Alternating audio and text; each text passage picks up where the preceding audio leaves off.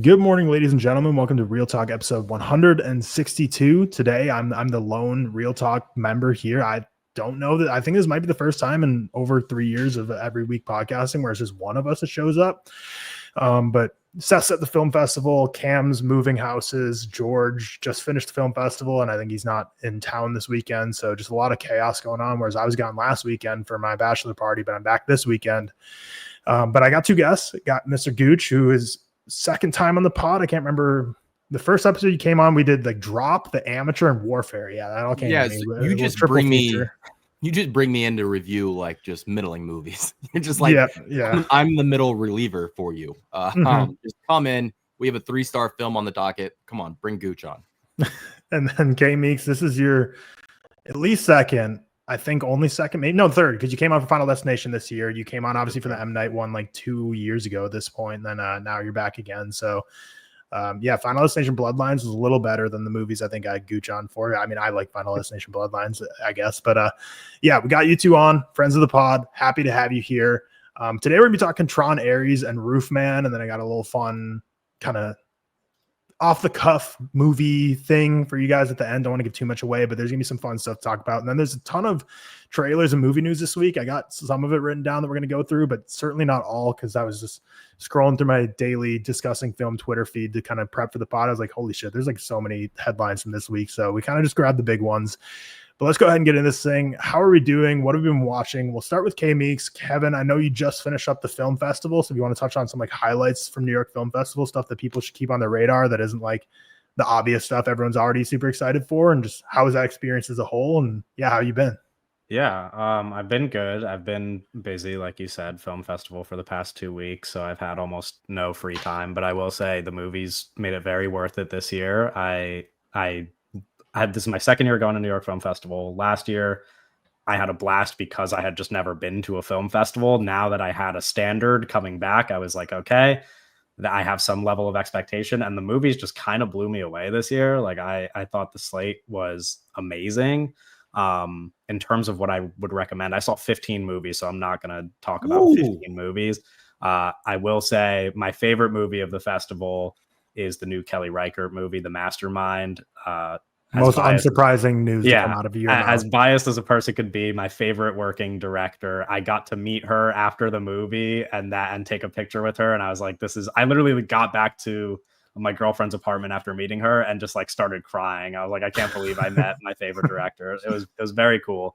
So yeah, that's a completely biased opinion, but people should watch The Mastermind. If I was going to recommend like some stuff that maybe is going to be less talked about, because no other choice, sentimental value up there for me, but everybody I think is excited for those movies. I would say It Was Just an Accident is probably my second favorite movie of the festival. It did win the Palm, so I guess that's kind of still a popular pick. The Secret Agent, unbelievable. I thought that movie was terrific. I saw somebody kind of put it very aptly by saying it's like a Brazilian Wes Anderson movie, and not in style, but it is very colorful. But in tone, it feels so much like a Wes Anderson like political thriller, and it's a lot goofier than I expected. I thought it would be like super. It is serious subject matter, but I thought it would just be serious, and it's very goofy. It's very fun. Wagner Moura is like Oscar winner level performance, although I don't know that he'll really be involved in that conversation. But he's terrific. And then I would just say like Magellan is just like the most beautiful movie of the just unreal. I don't know that a ton of people listening to this podcast or any podcast are gonna like be super excited at the idea of Magellan. It's very slow. It really requires a lot. You will be tired watching it.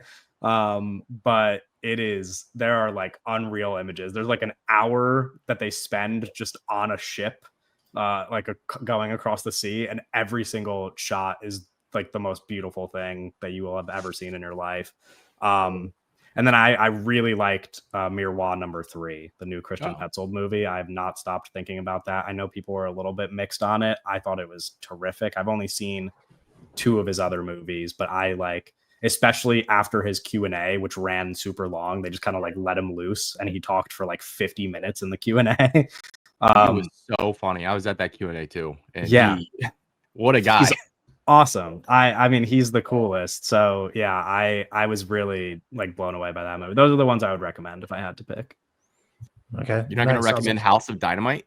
Come on now. That was my, if you want to know what my least favorite movie of the festival was, spoiler, it's House of Dynamite. Although it's close. I was like one row behind Ari Aster for that, and you could just tell he was disgusted. Yeah, the one thing about New York Film Festival is that you will see Ari Aster. He will just be around all the time. I mean, you'll see other people too, but like it's impossible to not see Ari Aster. If you go to one screening, you're pretty much still guaranteed to see Ari Aster. Which is funny because he's about 5'3". Yeah, but he stands out. I mean, everybody, nobody like really calls attention to it, but everybody knows he's there. It's a fucking icon. Gooch, how was your film festival experience? Yeah, I didn't get to see nearly as much as he did, but I did get to see one big one. I don't know how much I can talk about it, but Marty Supreme is good. I think I can say that. Enjoyed it quite a bit, and just people on Twitter already did that for you. Don't worry. Yeah, it's just an awesome experience. Very much felt like they were launching the hardest campaign you can ever imagine. It's going to be very interesting to see how A24 tries to finally bring one home and really push this movie. So that was awesome. I also really enjoyed Late Fame, which I know, Meeks, you were a little lower on, but I enjoyed it as like, it's a very cozy movie that I think I'll be able to recommend to a lot of like my normie guy friends. Like, it's a group of guys who take a very strong interest in an aging Willem Dafoe in New York City. Very New York movie. Enjoyed that quite a bit. If I Had Legs, I'd Kick You from Mary Bronstein, also produced by Josh Safdie. If you like the uncut gems, the good time flavor of Safdie's movies, you will very much enjoy If I Had Legs, I'd Kick You. The Bronsteins are, I think, a lot of the juice behind that creativity in those Safdie's movies, and you could feel it come through. And Rose Byrne, just fantastic. One of her best performances. And Conan O'Brien, very fun to see him in a dramatic turn. It's very strange. And what else did I see? Good Lord. One more thing that I really liked. What was it? I'm blanking on it now. I clearly didn't love it that much. But yes, those three I would say were my highlights. The Linklater, the second of the Linklaters, The Blue Moon, starring Ethan Hawke, which I didn't love, but it is like a showcase on just how good of an actor Ethan Hawke is, because it's one of those movies where it's like Steve Jobs with Fassbender, where it's like, here's 90 minutes of one of our best actors just acting his absolute balls off. And I really enjoyed that. And Ethan Hawke did a Q&A afterwards, and he's just such a charismatic guy, just so charismatic. Kevin, were you at the Marty Supreme premiere? I wish. And this is like so embarrassing from my perspective because I should have just skipped class, but I was talking to somebody about this yesterday. I'm in grad school, and I like the idea of missing class or like not doing my work gives me such anxiety that I was like, I can't miss class. And I wanted to so badly because I was offered a ticket, and I was like, surely seeing the Marty Supreme world premiere is way more important than one class period. And in retrospect, it definitely was, because I definitely could have missed that class, but no, I sadly couldn't attend. Did you know that it was going to be Marty Supreme? Because I got my tickets through like the link they got sent out. Like I paid for those seats and had no clue what I was about to see. I had a strong feeling it was going to be Marty, but there was like a moment like sitting in that crowd. I was sitting next to Matthew Broderick, and I was like, "Are we about to watch The Testament of Van Lee?" Right. No, I think I knew fairly early that just the rumor mill was like so strong. People are so dedicated to things like that on the internet, where they just like, they have to investigate, and at some point they're just gonna like find out, and you could say it with like 99% confidence after that. So I was pretty also like, a New York actor, New York director, New York movie. Like I feel like it had the premiere there. Yeah, it makes sense. Yeah. But I mean, the reactions to that have just been absolutely insane. I saw like a week before like the press started running out for it, that people were like, "Oh, Timothée Chalamet last year went for like the flamboyant, extravagant press tour route, and it didn't get him the win. So this year is going to be like much more serious, like late night shows talking." And then all of a sudden he just comes out, ping pong balls on head, like mysterious Instagram lives. Like, no, Timmy's not the kind of guy to just be like, he's moving like Kanye. Yeah. I was going to say, my favorite tweet I've seen on the subject so far has been like, he's the first actor to brand himself with like a Yeezus campaign. Like It's gonna be fun stuff. I can't wait. I mean, I didn't love the Smashing Machine. I actually kind of quite disliked it. So I think Josh he's a pretty easy bar to meet in terms of the brother battle, but excited for it. It seems like it is still so far away. It's still 2.5 months till it comes out, but all the buzz is there. It'll be interesting to see how the buzz carries. Like I feel like it was at an all-time high. I know press screenings are starting to filter out to LA and other cities now, so I think maybe the buzz machine can keep on rolling, but should be a fun Christmas release. Yeah, I mean, I was gone last week. I was at my bachelor party in Lake Tahoe. Was a great time. Almost died on the way there. So I was we got that still. Yeah, it was so we were driving. So my buddy Jared, kind of known as a cheapo. I mean, people on Twitter kind of went viral. People kind of know Jared now. A lot of people were commenting on the way his name is spelled. But he got a van for all 10 of us. So we were just all in like one big passenger van, like heading from Reno Airport to South Lake Tahoe, which is like an hour drive, but we're going to go on a hike on the way there. So we had to go up this mountain and it was storming bad. So we're like, it's only 15% chance of storms and it was only for like an hour. So we're like, maybe it's just like this patch. We still have like 45 minutes to drive. So let's drive up the mountain, go through it. We got like at the base of the mountain. We were just turned off the highway and we were going up. It was hailing and raining. So like super bad conditions. We start going up this mountain. And then as we go around this left, this white Chevy Escalade, completely in our lane, driving right at us about 70 miles per hour. Jared swerves away at the last second. Like at least half of that car would have died. That truck was going like 70. He swerves last second. We look behind us. We see it overcorrect. It starts flipping and it flips over the cliff, like a 20-foot drop down a cliff. So we're all sitting there like, what the fuck just happened? Like literally the final destination, like cars flipped right by us off a cliff. And we're like, dude.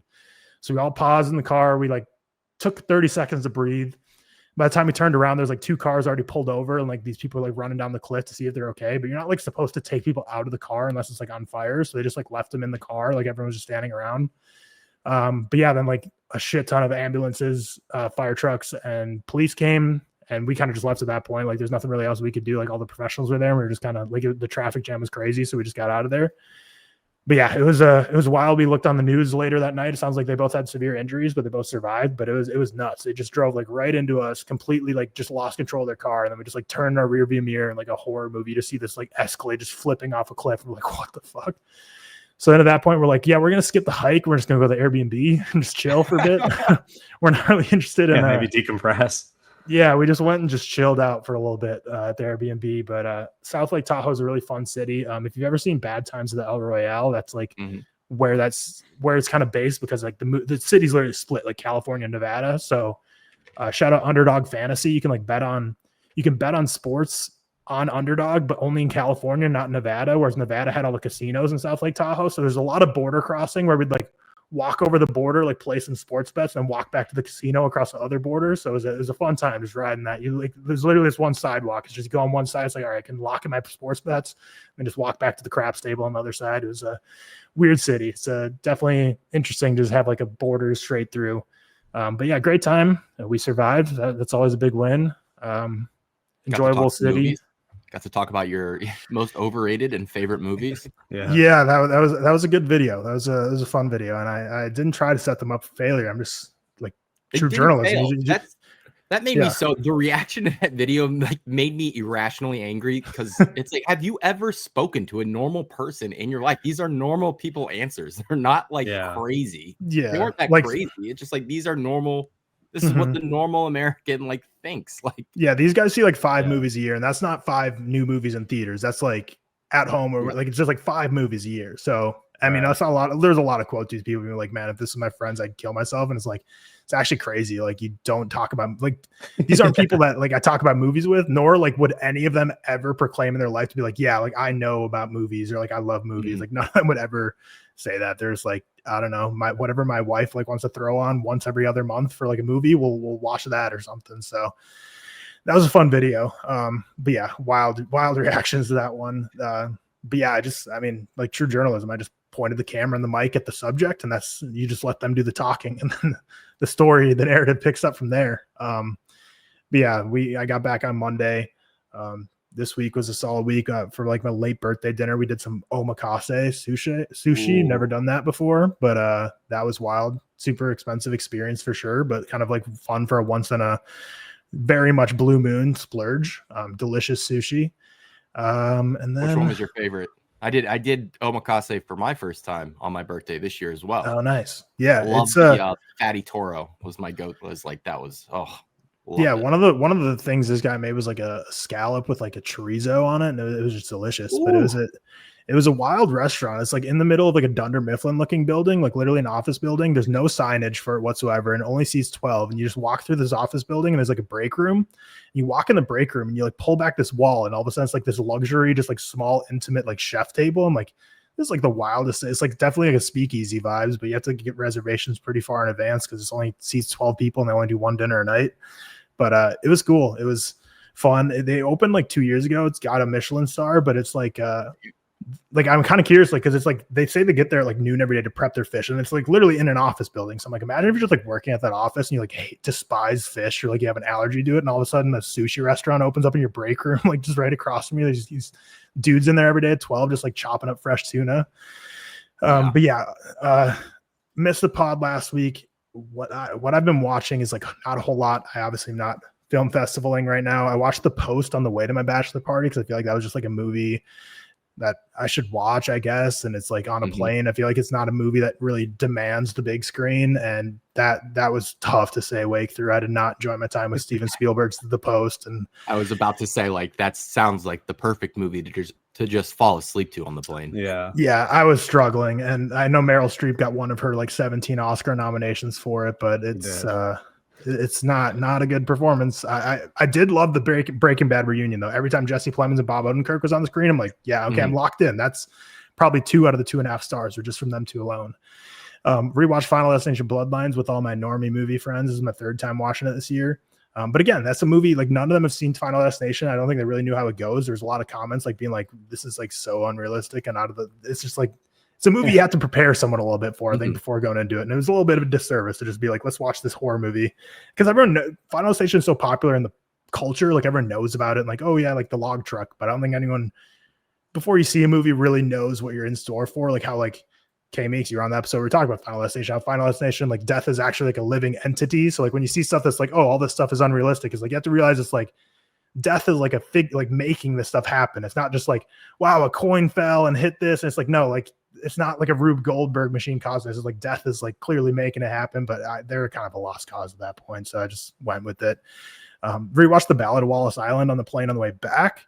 Liked it even more. I watched it earlier this year and gave it a 4, and it was like one of my favorites of the year. And it's one of those I just like kind of just the year went on and I didn't really think about it much, but I rewatched it and I love it. Tim Key is so great in that movie. He's definitely one of my, I don't know if they would go supporting or not. Like it's not going to get nominated for anything, so it doesn't matter, but it's one of my favorite performances of the year. That's such just a delightful, heartwarming movie.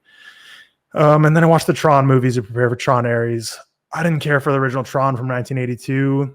So, like the visual effects obviously were revolutionary for the time, and it's a cool movie to look at, but just didn't care for anything happening, and just everything about the movie other than the way it looks was just kind of the worst thing ever for me personally. And it doesn't have like, you know, the new one has 9 Inch Nails, Daft Punk in 2009. This one didn't really have like a fun score to kind of keep the energy alive. I didn't think so compared to the other two, but I haven't seen it, but I thought Daft Punk did the score, but I haven't ever seen for 1982.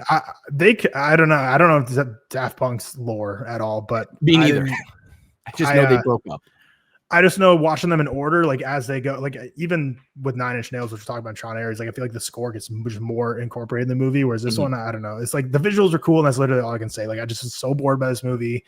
Jeff Bridges, I've seen him be great before, not here. And then Tron Legacy I also watched, which again, like I was super excited for because a lot of people said when I reviewed Tron Low, they're like, oh, yeah, the first one's kind of a mess. Don't worry, like Tron Legacy is super peak. It's definitely better, and the visuals are super cool, and Daft Punk score is great.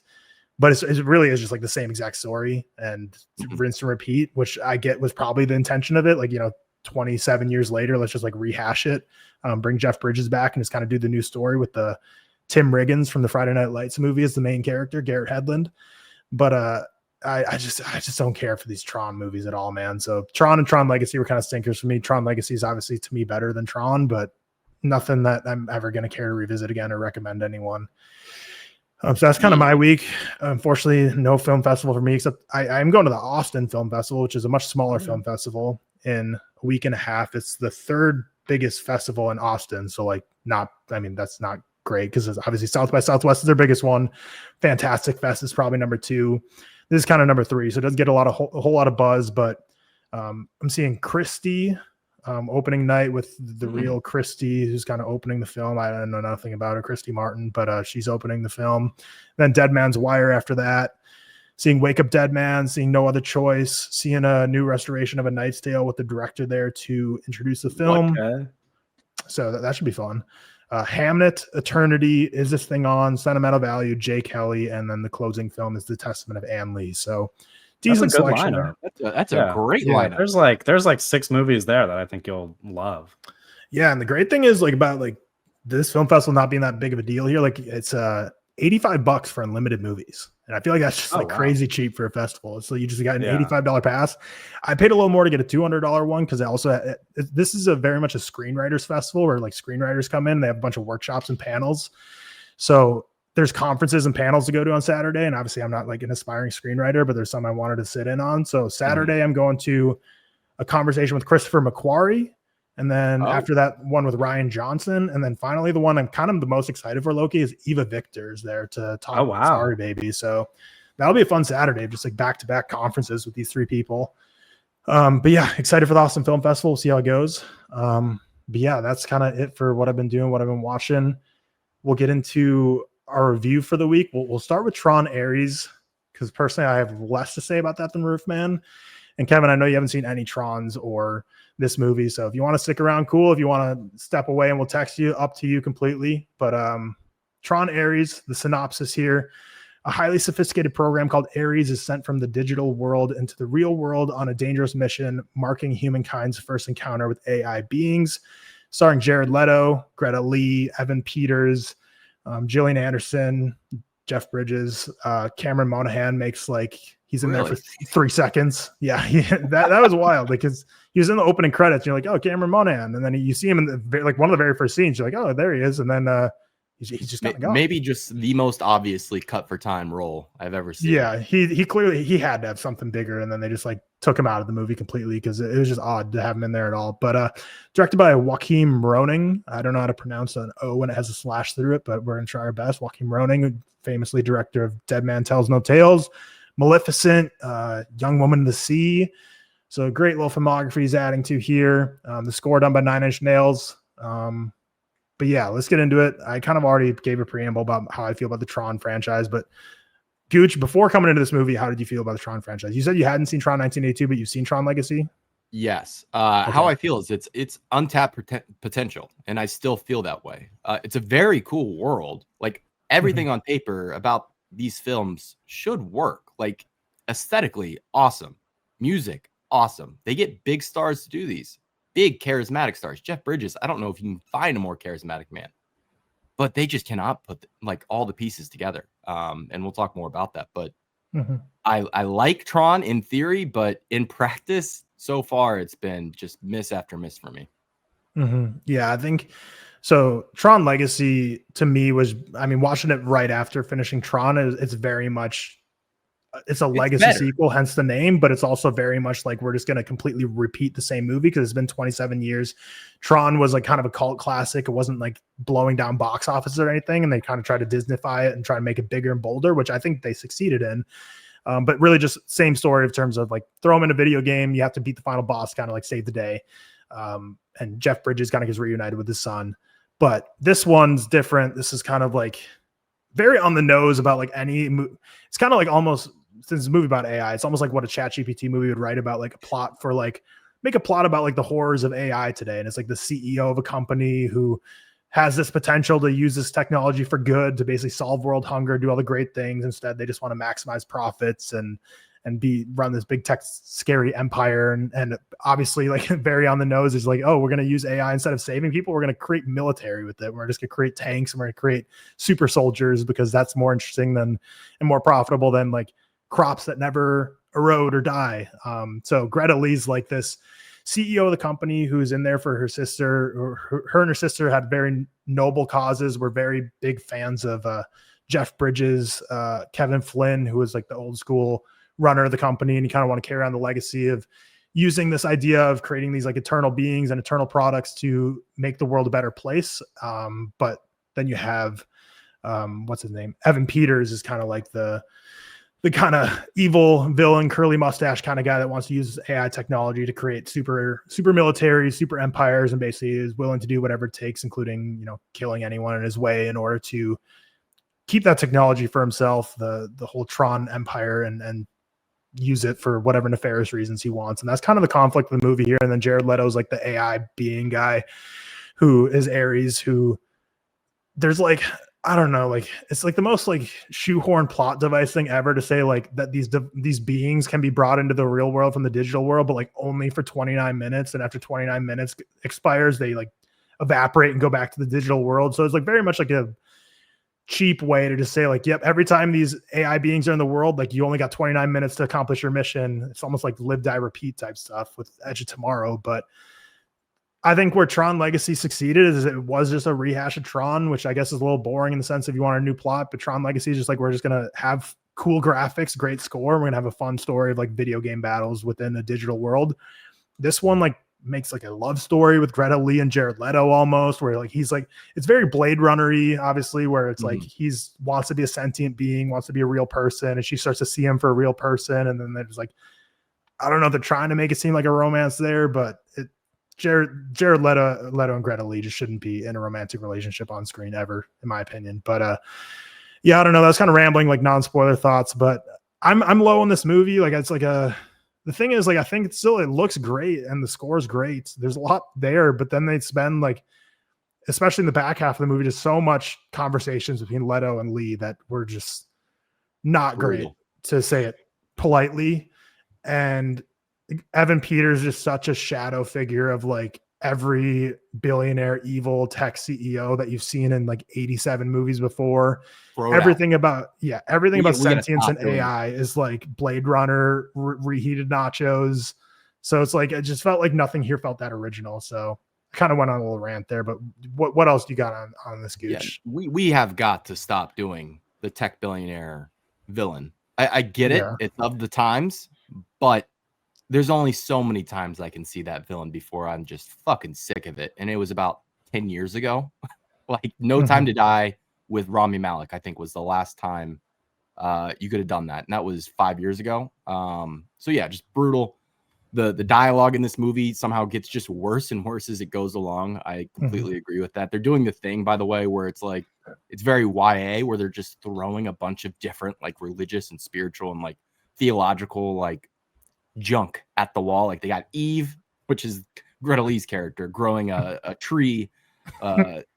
Yeah, like it's like the apple tree. It's AI generated. Like Eve is literally like the one who's supposed to bear fruit to the world for eternal life. Like it's like, what are we doing here? You got Ares, like another just like a Greek mythology clashing in. Like they're just kind of throwing shit against the wall, but like underneath it, I mean, I get that it is a big blockbuster. Athena is like the big AI villain too. Crowd pleaser, and you can't go too deep into these themes. But good lord, like you didn't even fucking try. Like this is, and it's upsetting because I do think this is gonna be a crowd pleaser. Like everyone I saw this movie with in theaters, I didn't know anybody except for my girlfriend who was with me. But leaving the theater, people were very happy. People were happy. Like this did its job, I would say. But like I said, there is just, with this environment and this aesthetic and what you can do with this world, this swing just feels so underwhelming and safe. It feels like you got Barry Bonds at the plate and you're asking for a bunt. I don't know. I don't know why they would go back to this well if they're not going to really fucking go for it. Especially spending, I think the budget was north of like $150 million. I don't know. Very uninspired all around. And I feel bad shitting on it because, like I said, I do think like general audiences are going to enjoy this. But I think that has so much more to do with really just the 9 Inch Nails score. I think does a lot of fucking heavy lifting here. Like a lot. Like if you took that score out and replaced it with just, I don't know, any kind of standard fare, I don't think any of these like big action set pieces hit nearly as hard. The dramatic sequences, which barely hit and barely work as they are, wouldn't work at all. That score is carrying this movie from front to back.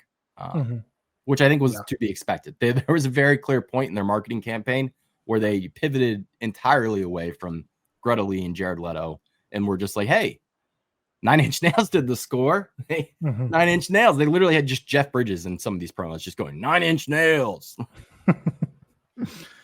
Yeah, I mean, and the disappointing thing too is like at the end of, well, not only does the end of this movie like very clearly set up sequels or like leave the world open for where to go, but there's also post-credit scenes. So, like very clearly, like they are banking on this to be like their new lightning in the bottle. Let's crank out some more Tron movies.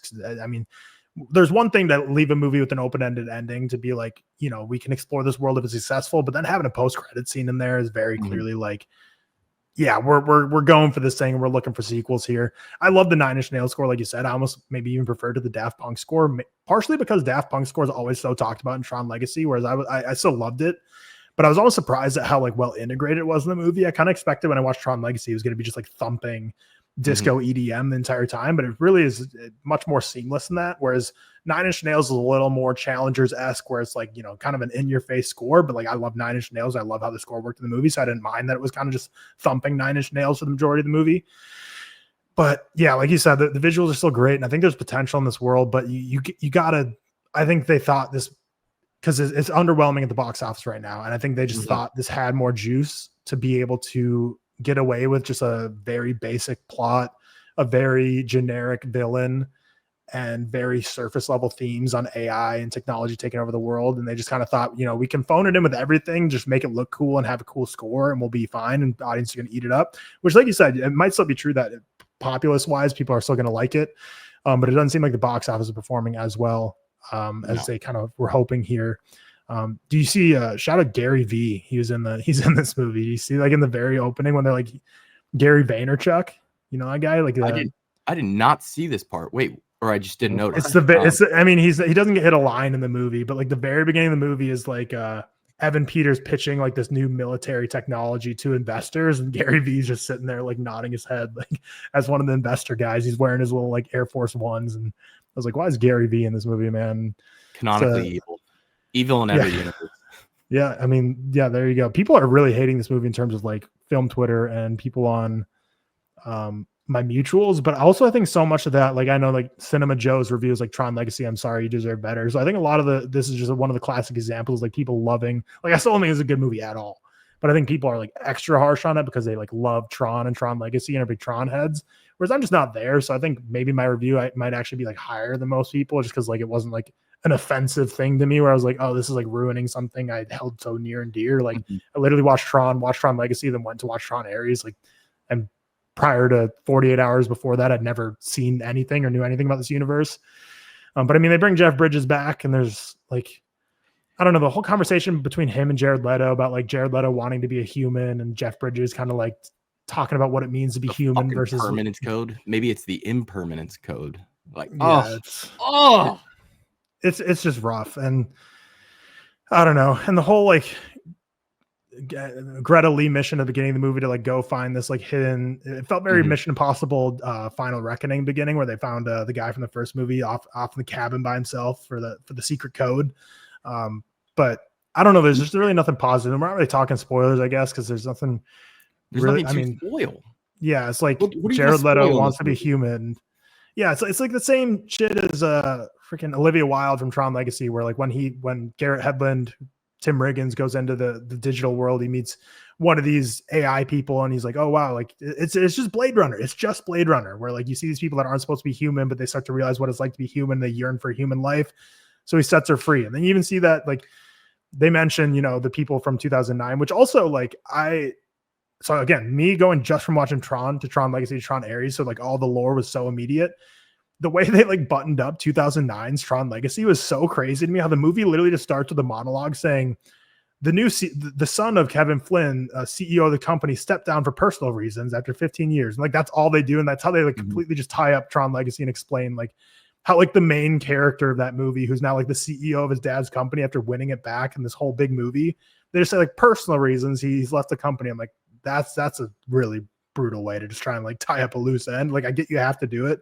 Maybe he just didn't want to come back. He's still acting. He's in that like Mayor of Easttown show. So I don't know if like he just wasn't interested. But well, you had to get Jared Leto in there. If you have Garrett Hedlund on screen, you're taking away valuable Leto time, which we cannot have. True. But yeah, I don't know. Like there's like, I don't know. I'm gonna put a spoiler tag on for just like 30 seconds. I don't think there's much to talk about here, but I just wanted to at least not spoil this if people cared. But like the end was so silly to me when Jared Leto gets like permanence and he's like set free into the world as a human, and like he gets like the postcard of like Olivia Wilde from Tron Legacy, and then the son of like the company from Tron Legacy, and he's like, these are other AI beings that are now humans, and I'm gonna go like find them, and we're gonna like be together. I'm like, I feel like I don't know, it's just so odd. Like I'm like, they just needed to throw a picture of Olivia Wilde on the screen or something. Just as like, and the thing is, I read from the director saying the reason they didn't have Garrett Hedlund back, the main star of Tron Legacy, is because they didn't want it to just be like fan service and callbacks. But like this whole movie is still like fan service with the whole like having Jeff Bridges come back, having the pictures of Olivia Wilde at the end. It's just the whole like thing silly. is a nostalgia play. The whole thing is a nostalgia play. So why not lean into it at least a little bit? I mean, I just think he didn't want to come back. That's got to be the only explanation. If they're like, oh, we don't want to just do fan service, but then they do fan service for like every other character who's in like Tron Legacy with the ending. But yeah, I think the biggest issue for me in this movie is how like the Greta Lee Jared Leto, like put Jared Leto as a person aside, just like even just as it could be any other actor, but just like his character in the movie being like somewhat romantic, like he's writing like postcards to her, like, you know, let's see, like it was a weird longing between the two, and I just felt like their relationship was very like platonic and shouldn't be like a romantic thing. It should very much just be like they were kind of using each other, not in a negative way, but it's like she needs to win this permanence code so she can have control of the company and not let it fall into like evil Evan Peters' hands, and he needs to be set free. Like I feel like their relationship was very much like transactional, like let's help each other on this mission here. So they didn't really need to just like have the whole like, are they falling in love kind of side bit. But the whole second hour, I was just so bored of, man. Like the whole Athena, that like new ARES person who was like supposed to kind of take down Jared Leto and Greta Lee. I was just like, this isn't doing it for me. It felt very like late stage Marvel, where she just has this big battleship that goes in the middle of a city and starts blowing up everything, and that's to like save the day. But there's really like, they're blowing up an entire city, but at the same time, it feels like there's zero stakes, just like late stage Marvel. So what city is that supposed to be, by the way? None of the like landmarks in this movie exist in the real world. I was the entire time trying to figure out where the fuck they were. I mean, because it's set in today, like the movie's set in 2025, so it's like supposed to be, you know, in our world right now, I guess. But yeah, I just very surface level AI movie, and I don't know. Yeah, I really like that the Marvel comp there, because it unfolds exactly like a late stage Marvel movie would. Like it has kind of all the same issues as any of these like phase 4 and on Marvel movies have had, where it's just terrible character writing, terrible like plots, and then just CGI, which should be better at the price point that you're spending. Like I get that it does look solid, it looks good, but when you consider what they're putting into this and how much they're putting behind it, and then it comes out looking like that, what the fuck, man? Just what the fuck? And I don't know. The bikes with the trails will always look cool, though. That's all I need. They do. They do. Yeah. And do you think it was the right decision for them to bring this out of the video game? Because I do think that ultimately kind of hurt everything that they could do visually. Because in Legacy, there's some really bad shit in that movie, which I think the fans of it overlook, especially when it comes to the de-aging of the Jeff Bridges character. It's awful. So bad. It's awful. But being in that video game lets you get away with doing so much more cool shit. And being in the real world, I think, just kind of kneecap them. No, I mean, that's the benefit of Tron and Tron Legacy is like the world's at your disposal when the whole movie takes place inside of a video game. So nothing's out of the bounds. Like Ready Player One, for example, like when you're in that VR world, anything can happen because it's a video game. You're like, sure, yeah, that's cool. But when you bring like this whole movie's basically in the real world for the most part. Jared Leto goes into the old Tron school video game for a little bit, but he doesn't do anything there other than talk to Jeff Bridges. But yeah, everything when it happens in the real world, it's like it just makes it look a lot rougher, because I feel like you can forgive VFX if it looks a little shoddy when it's in a video game world. You're like, oh, whatever, it's a video game. Like video games you play today don't look perfect either. But then when you have like these video game effects happening just in Manhattan 2.0 or whatever the city's supposed to be, it's like this just looks odd. Like when they're racing the street bike, like I think the street bikes always look cool with their lights behind them, but it's like it just looks so odd and different when they're doing it not on a grid, but they're doing it through like New York City traffic instead, and it's just odd. And this whole movie is just uncanny. And I think Disney thought this was going to be a bigger hit than it was, and maybe it has legs. I don't know. I mean, kind of in terms of what movies are coming out, it's kind of like festival season for a lot of the movies that a lot of us are excited for, but are going to make 20 million at the box office are coming out for the next few months. Like next weekend, Black Phone 2 is a little big, but I mean, like really it's like Blue Moon and After the Hunt come out, like general audiences aren't seeing that. So maybe Tron Ares can have some legs. But again, like if they come out with a new sequel, like I'll see it just for like, because I'm in this. Yeah, that's a fucking problem. But there's a hope with this franchise that I can't fucking explain. There's a hope that it could be really great. And I wonder who they'll get for the score next time. I feel like it's got to be one of those things where it's like you kind of got to do your one term and you got to be out. Like you can't return. I feel you can't have 9 Inch Nails. Got to be someone different. David Guetta does the Tron. David Guetta. I feel like I feel like you're on the right path because it'd be someone who like isn't in their prime now. I feel like Tiesto could do the score for like Tron Beta or whatever the hell the next one's gonna be. But yeah, we got to figure out. I mean, I guess I alluded to earlier because Evan Peters is stuck in the video game now as a post-credit scene that basically the feds were going to raid his entire office building after Greta Lee won the day and got the permanence code and showed how awful and shitty and how he basically was like hiring these people to murder Greta Lee. So all the police swarm his building and he decides like, well, I'm not getting out of this. So I'm just going to digitize myself into the digital world. And then the movie kind of ends with him like waking up in the video game Tron world. And that's kind of it. So I guess that's where we got to pick up with Evan Peters in the video game world. And he's probably going to have to win a big battle to get freed or something. It's just going to be Tron Legacy 2.0 again. I don't know. What director can fix this franchise? This is the question. Like, what is the perfect pairing here? Is it just Spielberg? Is it Spielberg? I mean, people didn't like Ready Player One a lot though, and that's like kind of I feel like type of movie you need. Maybe Gareth Edwards might be the guy to bring in for a Tron movie. I mean, he's not making real movies anyways, so use him in Tron. It's instead of Jurassic World Rebirth again. I don't know. Yeah, but yeah, you got anything else to say on Tron Ares? No. I feel bad. I wish I liked it more because I do think general audiences are going to like this, but yeah, unfortunate. Yeah, and there's movies that, because I'm probably going to rate this like 1.5 or 2. There's movies come out that I dislike that like when I see people love it, I want to be like angry man yelling at clouds and be like, you shouldn't like this. This sucks. That's not this movie for me. Like if people come away and they say like, I love this, I'm going to just like not care. I'm like happy for you. Like it just wasn't for me. I didn't like a lot of it. But I could see how some people could have fun with it. But now we'll get on to the other. Pretty. Oh yeah. Very pretty.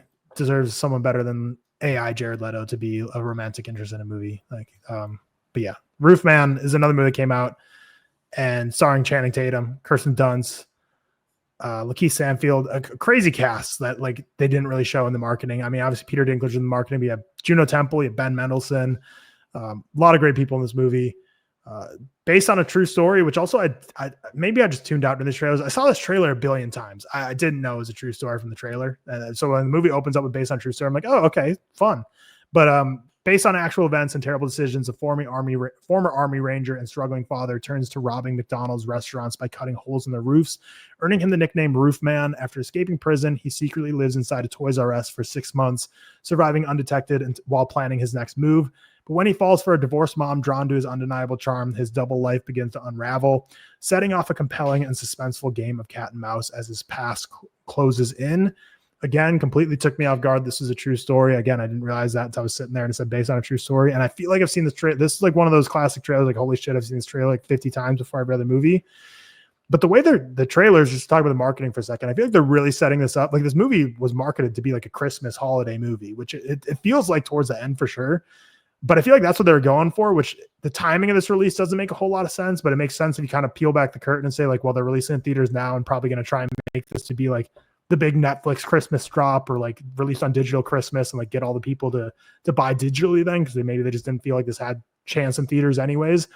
But all the marketing made this really seem like it was like a Christmas comedy, and I never got there's a true story. So I just thought it was like a superstore, like Channing Tatum's a convict on the run, is going to hide in the superstore, and Peter Dinklage is like this guy he's going to steal from, and like he's his foe, and he's going to set up Home Alone type traps to get away from him. And this is just not the movie I was marketed, which isn't a negative thing at all because I really like this movie, but I feel like the trailers did not sell it well. So if you're like me, because genuinely when I saw the trailers, I thought this was gonna be dumb, and I told myself if this was a trailer for a Netflix movie, like the fact that it's a theater movie gives me a little bit of hope. But I thought if this was the same trailer for a Netflix film, I probably would be like, this is going to be a skippable release that I don't care about. But I actually did quite like this movie. So if you've seen the trailers, I would recommend it. If you're kind of where I was, where you said like this trailer kind of looks dumb, But with that, we'll start with K Meeks since you were quiet for the Tron ARES portion. What did you think, spoiler-free thoughts of Roofman? Yeah, I'll say also on the subject of the marketing that it's not the best marketing campaign. It is also a completely different experience for me where I did know it was a true story. And not only did I know it was a true story, I don't know if other people listening might have seen this, but there were, and I'll say this without spoiling it, there were moments on the press tour where Channing Tatum talked about the real guy and just spoiled the ending of the movie. Like he said what happens to the guy in real life. And so I was like, not only did I know that it was a true story, I just knew everything that happened in real life before watching the movie. It didn't stop me from liking the movie. I just think that is like kind of crazy oversight to be like, we're not only are we doing a true story, but on the press tour, we'll talk about exactly what happened to the guy who is in the movie that you don't, like you said, like you didn't know this at all. So like you could have so easily gone into this movie and been on the edge of your seat. And like, I guarantee you there are people there who just watched Channing Tatum in an interview be like, this is what happened. And it's like, that's because if you're making a biopic about OJ Simpson, I think you're allowed to say like, oh, he was not guilty. Like people know that in the populace, but no one knew about this Roofman. So if you're talking about like what happens to real guys, like dude, I have no clue who this real guy is. Story. Yeah, why are you spoiling the movie? No one knows what actually happened to this guy.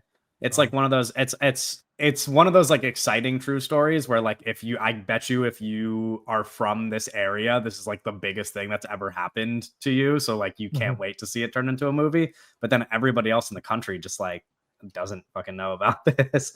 So this movie is the 80s, right? When the Roofman, all the stuff was going down, I believe. Yeah, maybe. 80s? I think it might have even been more recently than that. I don't know. Well, because I know how he's 90s. 90s. Well, okay, even better because they I don't know how populations change over time exactly. I'm not super brought up to speed, but they treat Charlotte, North Carolina as like a small town in this movie. Right. They're like because this part's in the trailer, like, oh, I didn't know our small town of Charlotte, North Carolina had like undercover police. I'm like, this is what it's like. Was Charlotte way different than 90s? Because this is like one of the biggest cities in the southeast of America, and either like our small little hodunk town of Charlotte doesn't get action like this. I'm like, I thought this was like a massive city, but maybe it was different than 90s, I guess. But yeah, keep going. You like the movie? Yeah, I liked the movie a lot.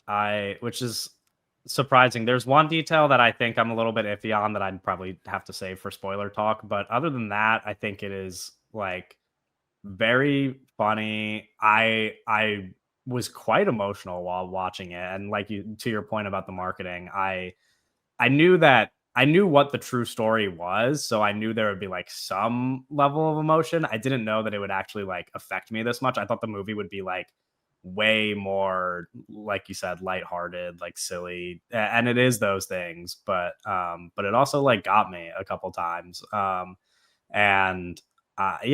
think it's competently made. I don't know that Derek St. France is like a genius or anything. And I like his other two movies that I've seen. I like The Place Beyond the Pines quite a bit, and I like Blue Valentine a little bit less, but I still think it's good. I don't think he's like a master level filmmaker. I don't think that anything in this movie really shows that he is. But I also will say I found a lot of comfort in that, because I don't know how you guys feel, but it felt a lot like watching a movie that should have come out 15 years ago. And so while watching it, I was like, oh, this is kind of like the type of movie that I would be watching repeatedly on like cable television growing up, where like it would be a movie that's just like always on TV, and I would watch it like 15 times being like, wow, I love this. And I found a lot of like comfort in that. So to your point about it being like a Christmas movie, I'm like, maybe, I could, like 15 years ago, I feel like this movie would have been a big deal. But yeah, I thought it was funny. I think the performances are kind of the highlight. I think Channing Tatum is just like terrific in everything, because I'm a biased Channing Tatum fan, but he really like has some layers here. And he helps like create this very gray area character that I also saves for spoiler talks, but it's like, you know what I mean? The character is you kind of like simultaneously really want to root for him, and also are like, hey, I don't really know about some of these things. Kirsten Dunst is like amazing. I thought all of like the people who show up for 2 or 3 scenes are so good. Like Ben Mendelsohn shows up for 2 scenes, and I'm like, this guy.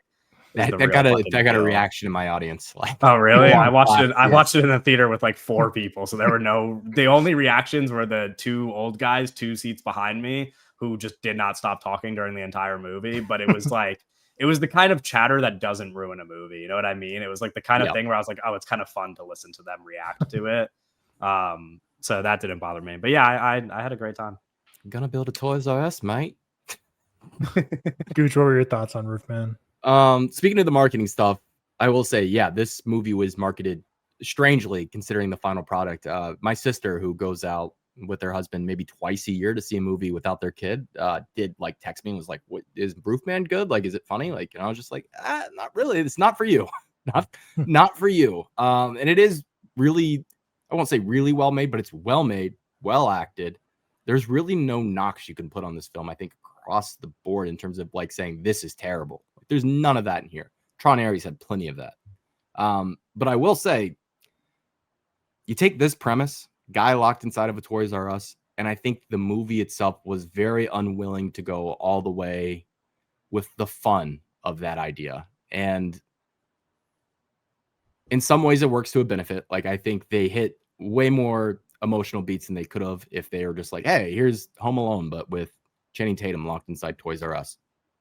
But I'm not gonna lie, I was very disappointed to not get more of it. And there's some of it, but they don't really ever lean that hard. Everything he does with the toys, we'll talk more about it, is very tactical.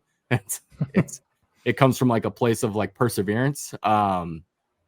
So that was, a bit of a letdown for me. But in the end, I do think I agree with you all. Channing Tatum gets to show off like his talents. Like, I think he is a do-it-all actor. He can really hit every single lane, every single genre. If you want him to dance, he can do that too. And Kirsten Dunst doing like, I'd say this is one of her more mainstream works that she's done in like 10 years, which is a bit strange for her to come out for this. But she, once again, just always great. So yeah, let's talk more about it. Yeah, I really liked Roofman, and I don't want to be too like hyperbolic, and because I'm not thinking a lot about Channing Tatum's filmography right now, but this is like up there for like the best I've seen him. Like, and I really like him as a whole, so that's not saying he's not been good before, but I thought he showed a lot of range in this. That everything he's doing emotionally, especially with like just his facial expressions and how like we'll talk more in the spoilers about like what the different emotions he kind of has to go through in this movie, and the way his character, like Kevin was saying, is like you want to fully kind of support him, but then there's like times where you're like, this guy's like not quite like back yet. So it's like it's a complex character that I think he does well. But yeah, again, to Gooch's point with the whole like fun and trapped in his toy store thing, it's just so weird to me that like every time I saw the trailer, I'm like, oh, this is like Home Alone, but he's trapped in a convenience store and he's gonna be like playing pranks on Peter Dinklage. Like, that's like the movie I feel like was sold. And again, I'm not disappointed because I feel like this is a better end product of what I would like a little better.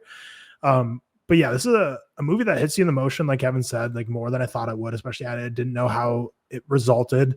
And I think acting wise, like Channing Tatum is just all-timer stuff here in terms of his career. And then Kirsten Dunst is incredible as well. And just like you both were saying, like every time someone came in just for the 2 bits of moments on screen, amazing. Like Lakeith Stanfield, he's kind of got quite a bag at this point of like films where like he's barely in, but like leaves such an impact. And that's him in this once again. Like, he's always such a great character to show up. Like, sure, I'd love to see him in more leading roles because I think he's one of like the best we have today. But hey, if we're getting Lakeith Stanfield like cast in movies and we'd see a little bit of him, maybe it's not a sorry to bother you level lead performance, but what he does in this movie is very fun as well. Even Jimmy O Yang, like, I mean, he's in the movie for like one scene too. Like, this is a cast of characters that just show up in this movie. But Roofman, I think, is a movie that hit me in my emotions more than I expected it to. Certainly, like, I mean, sure, I guarantee it's classified as a comedy, drama, crime, but like crime and drama forward, still comedic moments, and especially certain scenes are going to have like comedic bits. But this isn't a movie I would say like if your friend is someone who only wants to see comedy movies, I think they'll see this and they probably won't hate it because, like Gooch said, I don't think there's really anything you can fault about this movie. But if you're going into this looking for like belly laughs throughout and like a fun, raucous time at the movies, like that's not this kind of comedy, which again, I think is a credit to the movie and a compliment to the movie. But just, I think the expectations are set pretty wrong for this movie overall.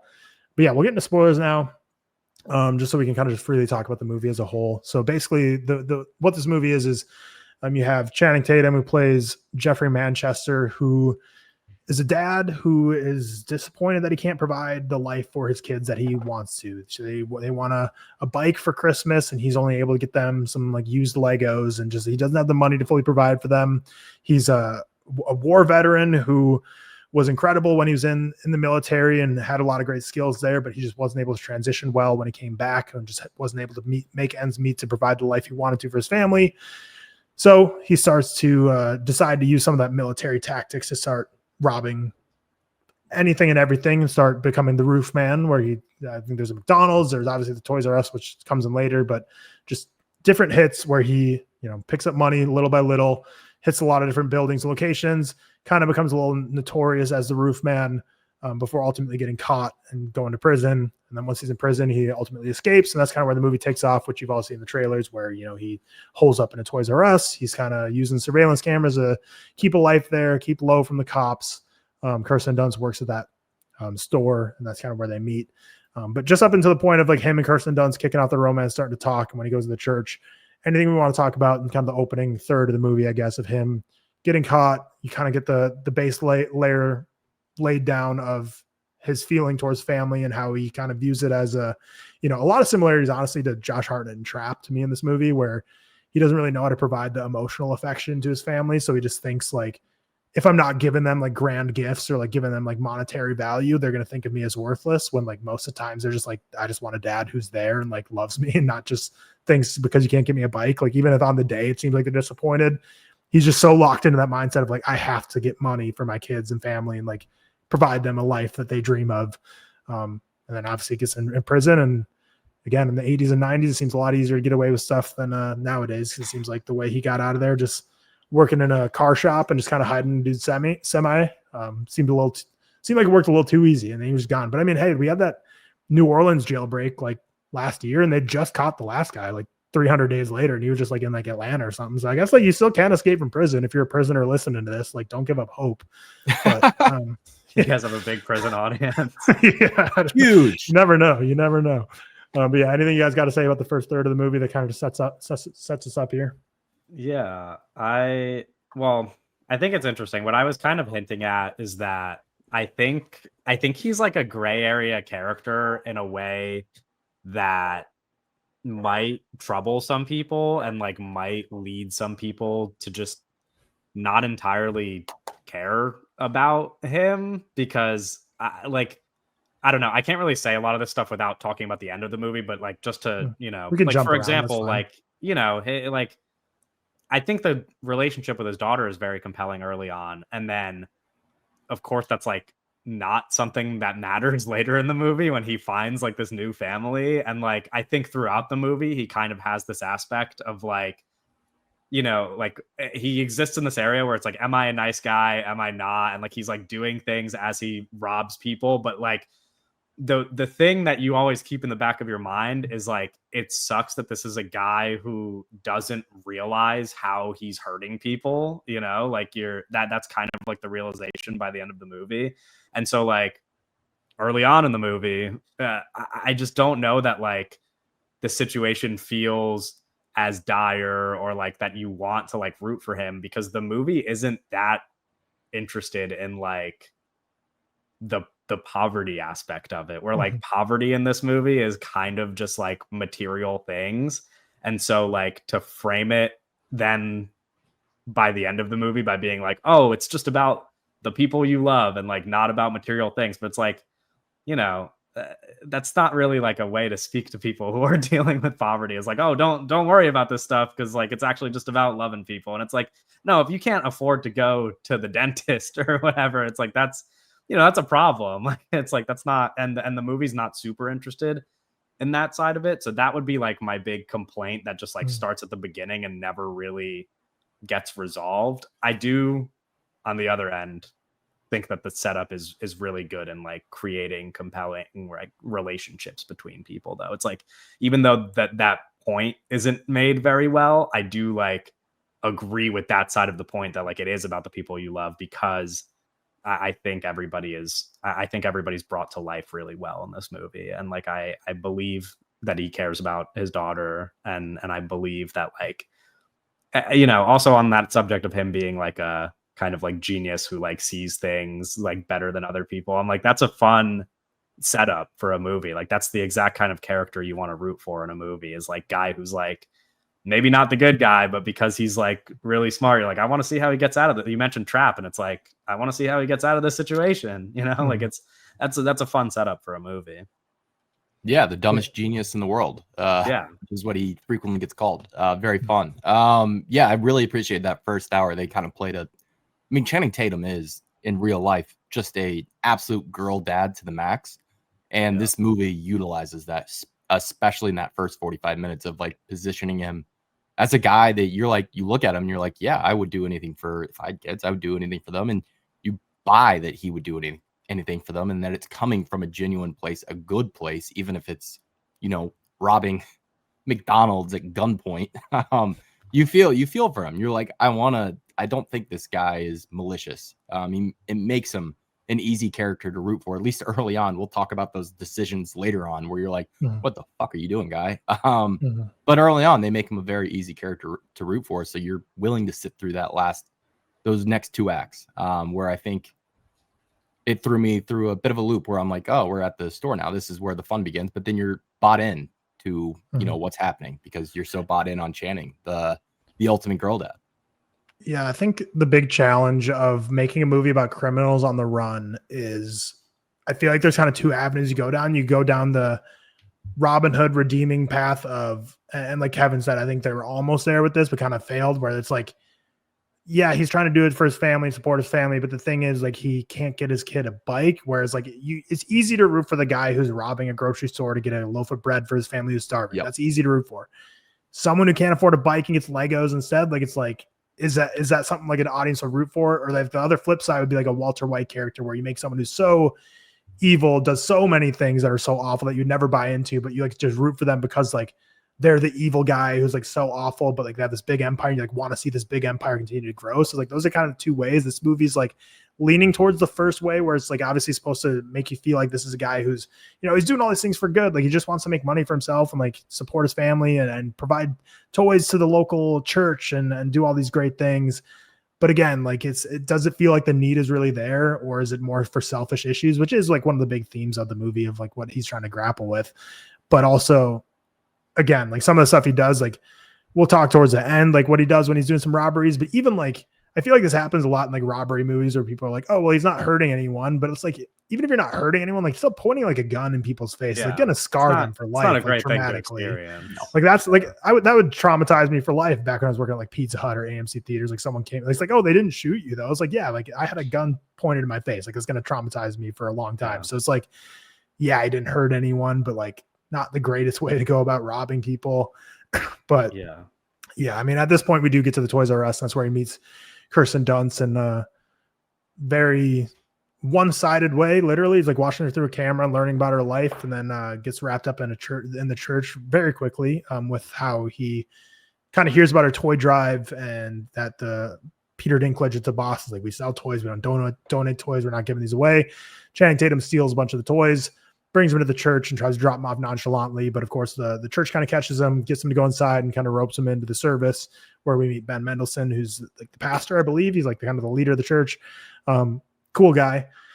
And that's where he meets does he meet Kirsten Dunst there? Yeah, because they kind of meet, but she's like talking with her daughter. So it's like, it's like not the best situation, but they kind of mentioned there's like this date night or for singles in the church that they're going to go out, which is a wild experience because like him and like 15 women at brunch. I was like, is all the dudes at the church just like losers? Like none of them want to go to the single thing. It's just 15 single women. I feel like that's like easy, especially in the days before technology. Like, you know, it's a free way to just easily meet just 15 people. But yeah, he goes out there, gets accused of being a homosexual, starts talking to that was probably the funniest line of the movie. Yeah. It's so out of lleft field. Yeah, but Kirsten Dunst's character is like kind of awesome. She's so forward in this movie. Like she knows exactly what she wants, whereas like Channing Tatum very much doesn't. But she's like, let's go on a date. And then they go on a date. She's like, let's go back to my place. And she's always kind of pushing the needle. And that's where kind of know she has kids. And that's where Channing Tatum gets roped in. This kind of gets back to what Kevin was saying about how like he had these kids to be in the movie that like he was so in love with and like would do anything for. And then he like just so quickly kind of substituted them, which could be like a trauma response of him being like, I'm never going to see my family again because I'm a criminal on the run. So I'm just going to substitute him, which is horrible for him, horrible for the family, because he really love bombs this family and just like fully integrates himself in their lives when he knows like this is gonna be fine. Yeah. So I feel like that was also like a really shitty thing to do. Like the whole time, like he would have these relationships with the kids. I was like it's heartwarming, but like so shitty also, because like these kids are gonna be like destroyed when like this knight in shining armor comes to their life, provides them the world, and like is so nice to them and kind to them, and their mom, they finally see their mom being happy. And you just know the whole movie. It's like I didn't know the movie's gonna end, but obviously the movie wasn't gonna end with like him marrying Kirsten Dunst and living happily ever after with that family and no repercussions. So I'm like, this is just going to be really shitty for everyone involved. But that's kind of like the second third of the movies I'm getting together. So we'll talk about that a little more. And again, feel free if you need to jump towards the end or anything. Like we don't really have to go in order. I think sometimes it flows the conversation better actually if you're just jumping all over the place. So yeah, I think like that is really like the sweet spot of the movie is like I think that like push and pull between like this like found family of his. He like wins them over and like uses his charm, and it is like what I was saying before about how he is like a gray area character and like you don't really know if it's selfish or not, and you don't really know if he's like a good guy or not, and he's very clearly like not thinking of the repercussions, or if he is, he doesn't care enough because he just like is enjoying living in this world. So like from that perspective, just kind of a bad guy that he's not thinking about how he's gonna like damage them. But I don't think that actually like makes the movie any worse, because I think the movie rests on like this section of it where like when you meet Kirsten Dunst and you meet her two daughters, you're like, oh, I really care about these people, and I really feel for like how much they're gonna be hurt by this guy's actions, who is like not even, you know, the worst guy in the world. Like it's not even like he's at the very least hopefully well-meaning. And so you're like, oh, this, you know, like this sucks. And that's what makes the movie so compelling to me, is that these characters are like people that you really like don't want to see get hurt, and the whole time you know that they will get hurt. So that whole middle section of the movie is like what won me over about it, really.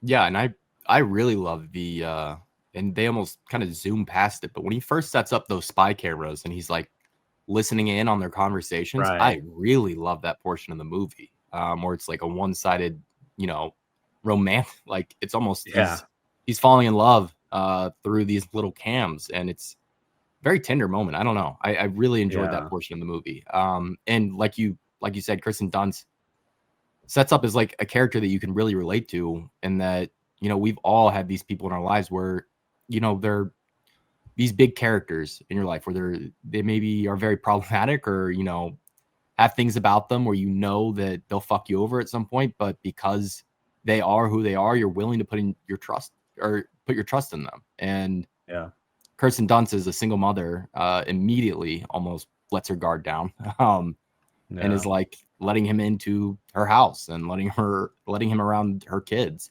And I like that they kept the one teenage daughter as like the one to be like, there's something really fucking weird about all of this. Like, this is very fucking strange. Because they do move fast, like very fast. It's like, and it is like, I'm curious more about like the psychology behind it, because they don't like totally explain it, but like he very clearly like thinks that material things are like the only like measure of satisfaction here, where it's like that's one of those things that goes back to the poverty thing, where it's like he's so clearly focused on like providing them with gifts all the time, and she even like tells him to calm down like through the movie, because he's just like spending cash on a car for this girl that he's known for 4 months or whatever. And like that's, you know, that's not normal.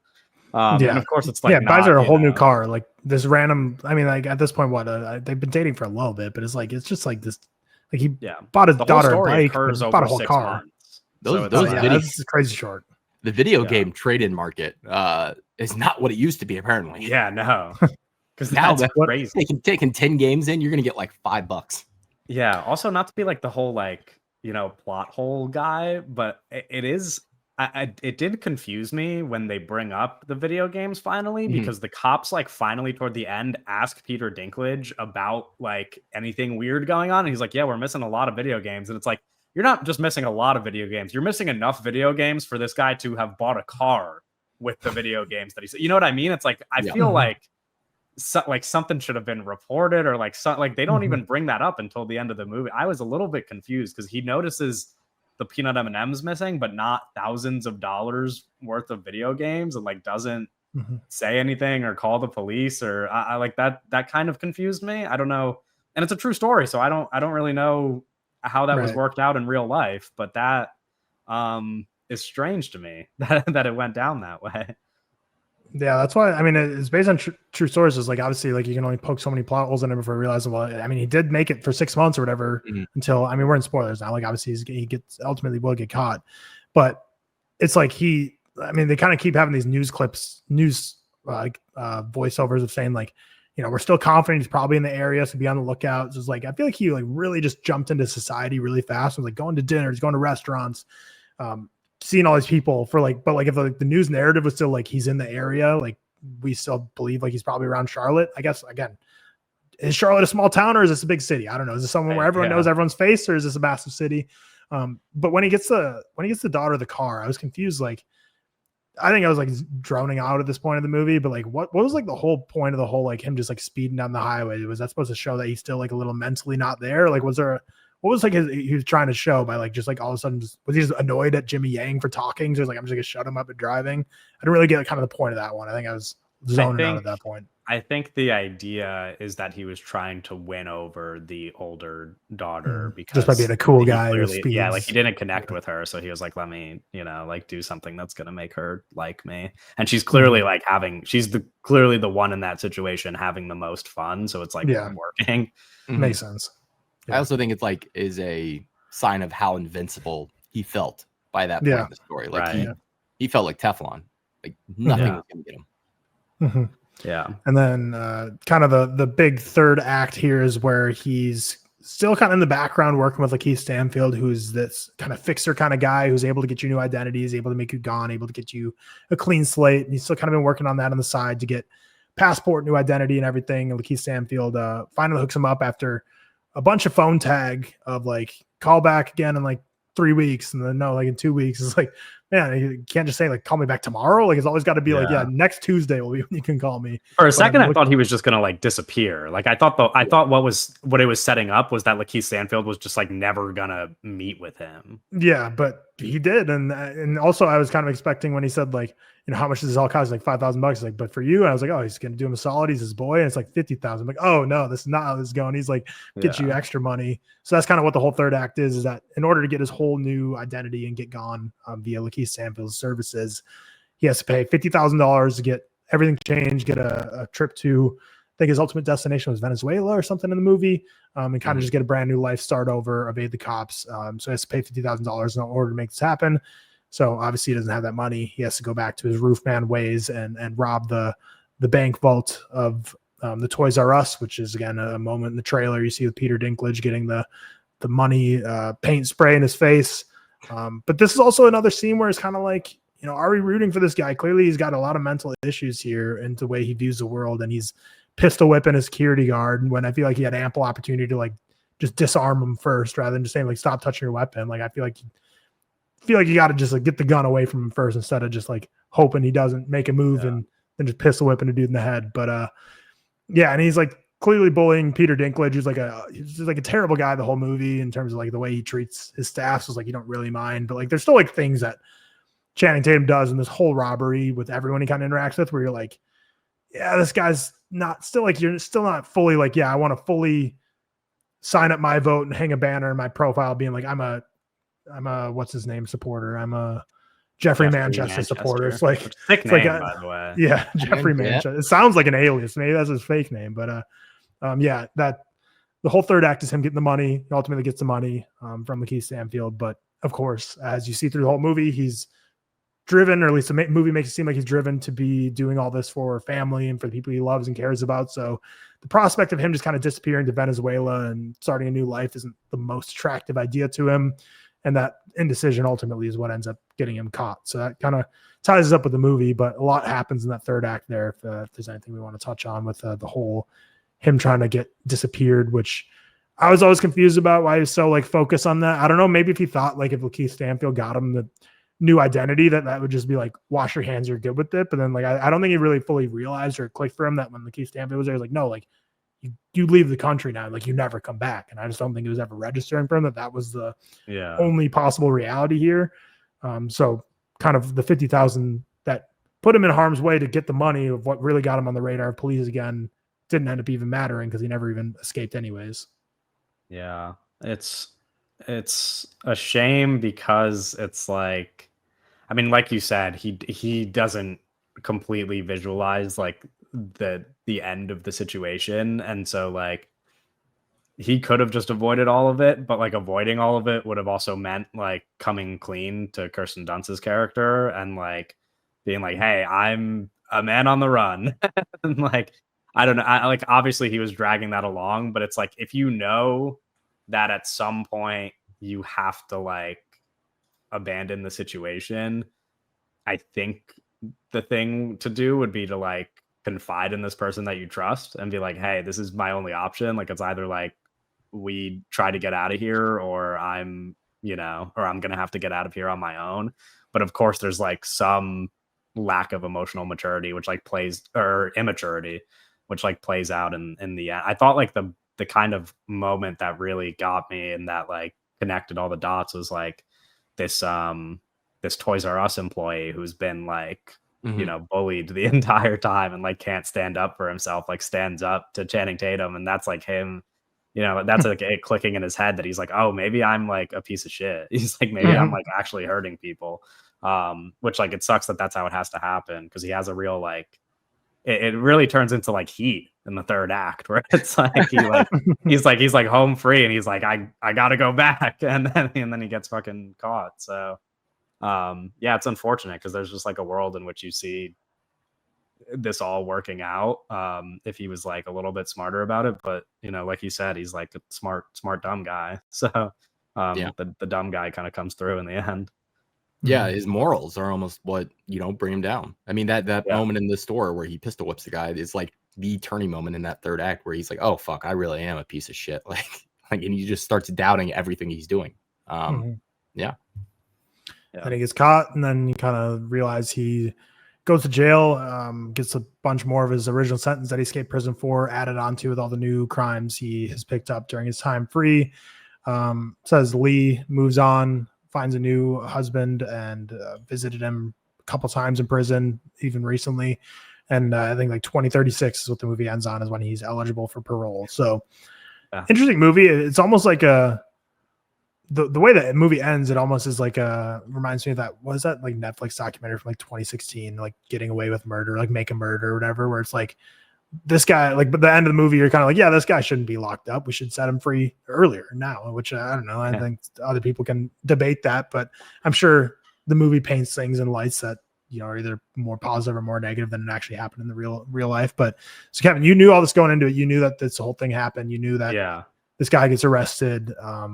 So yeah, that probably makes a lot different experience for watching the movie. And I don't know, Gooch, if you knew that this guy is like a person who got arrested and that was how the movie would end. But it is like, obviously it changes my experience, but I was surprised by like how affecting the ending was. I mean, I thought Kirsten Dunst at like those last two scenes between like her being in the car when he gets caught and her visiting him in prison, I was like, this is like wrecking me. And then even like you explained, like their explanation of like what happened after, I'm like, these are the kinds of details that a guy like me is just going to get caught up like thinking about for a while, where I'm like, obviously, she remarried and whatever, but it's like, she still visits this guy that she was like in love with. And I just like, I feel, it's like, I do feel so bad that like, she so clearly like cared about this guy. Like she so clearly was like won over by him and things for like that small period of time. It's like,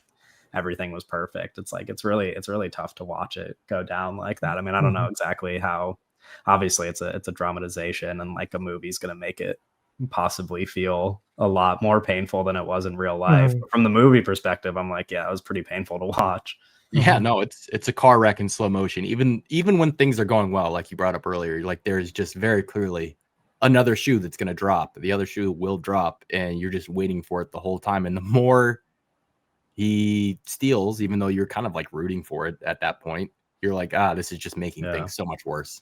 This is making things so much worse. Mm-hmm. Yeah, but I mean, the movie again, it has its scenes, and I think a lot of the scenes, honestly, that have comedy in it are in the trailers. So really, outside of that, I don't think there's a whole lot like laughing in this movie. I think it's just very much a crime drama, and which I really liked about it. I think like I said, time and time again, I would have liked this a lot less if it was just like a slapstick comedy, because that's not usually the type of movie I love. So this one took me by surprise. I think Channing Tatum showed a lot of range dramatically in this movie, and the way I think he plays that conflicting character so well, of him not knowing, like, is he doing stuff that's right, or is he actually like an asshole and morally wrong? I think he pulls it off very well, and Kirsten Dunst is great as well. This is now back-to-back years where Kirsten Dunst is in a blockbuster starring as someone named Lee. So we got Civil War and Roofman. We'll see what 2026 has in store. Yeah. But yeah, I mean, that's kind of all I'd say of Roofman. I think this is one of the bigger surprises of the year for me, purely because like this is a 4-star movie for me, which isn't like the highest of the year, probably won't end the year in my top 10, but this is a movie, like I said, like when I saw the trailers, I thought was kind of annoyed by him, and I thought this was not going to be great. And Channing Tatum, someone I really like, but I feel like there's certain Channing Tatum movies where it's like, I feel there's different versions of him. There's a version where he shows up and you're like, no, there's gonna be a great performance, where like, I know everyone loves 21 Jump Street. Unfortunately, I'm not there, where like, that's just like fully slapstick comedy. And I'm not fully a fan of, and like Blink Twice is kind of a dud. And now he's kind of back, I guess, with this movie. So I'm excited to see where he goes from here. Because I think he really has so much career ahead of him, especially if he wants to lean more into the dramatic side of things, especially with the way he's talking about 23 Jump Street this week. Doesn't sound like that's coming anytime soon, if ever. So yeah, any final notes on Roofman from you two? Yeah, I mean, I'll sign up for anything Channing Tatum's in. I'll also say that like we probably should have known that the guy who made Blue Valentine and The Place Beyond the Pines was not just gonna make a lighthearted comedy. I think we probably should have. It wasn't in the marketing, but like it's kind of on us to not realize that it was gonna be sad. That's why I was so fucking confused the whole way through this marketing campaign. I was so fucking confused because I was like, he's coming out of retirement to do this. This is what he's been doing. I mean, hasn't made a movie in what, 10 years? He did make a TV show recently, though, but I'm pretty sure that TV show is also sad, if I had to guess. Makes sad stuff, but you get Tom Petty playing over a trailer, and I'm like, all right, this is going to be a fun time. Yeah, I don't know if he's nowhere near my favorite director, but I really like his writing. Like the movies I watch from him, I think are usually like, I'm like, the story here is great.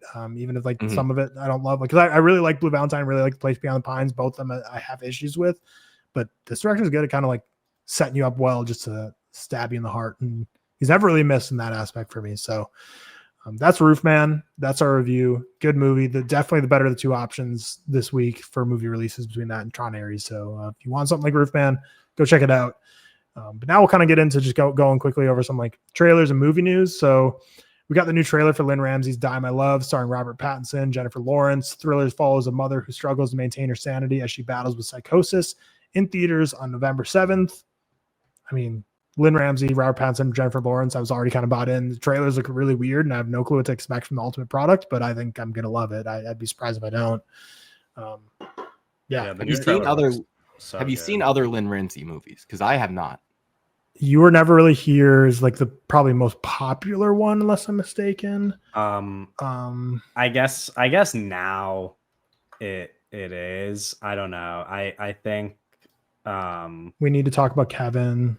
Yeah, like that was kind of a big deal for her, but now people talk about You Were Never Really Here a lot, which is a movie I love. And I've seen Morvern Caller, which is really good.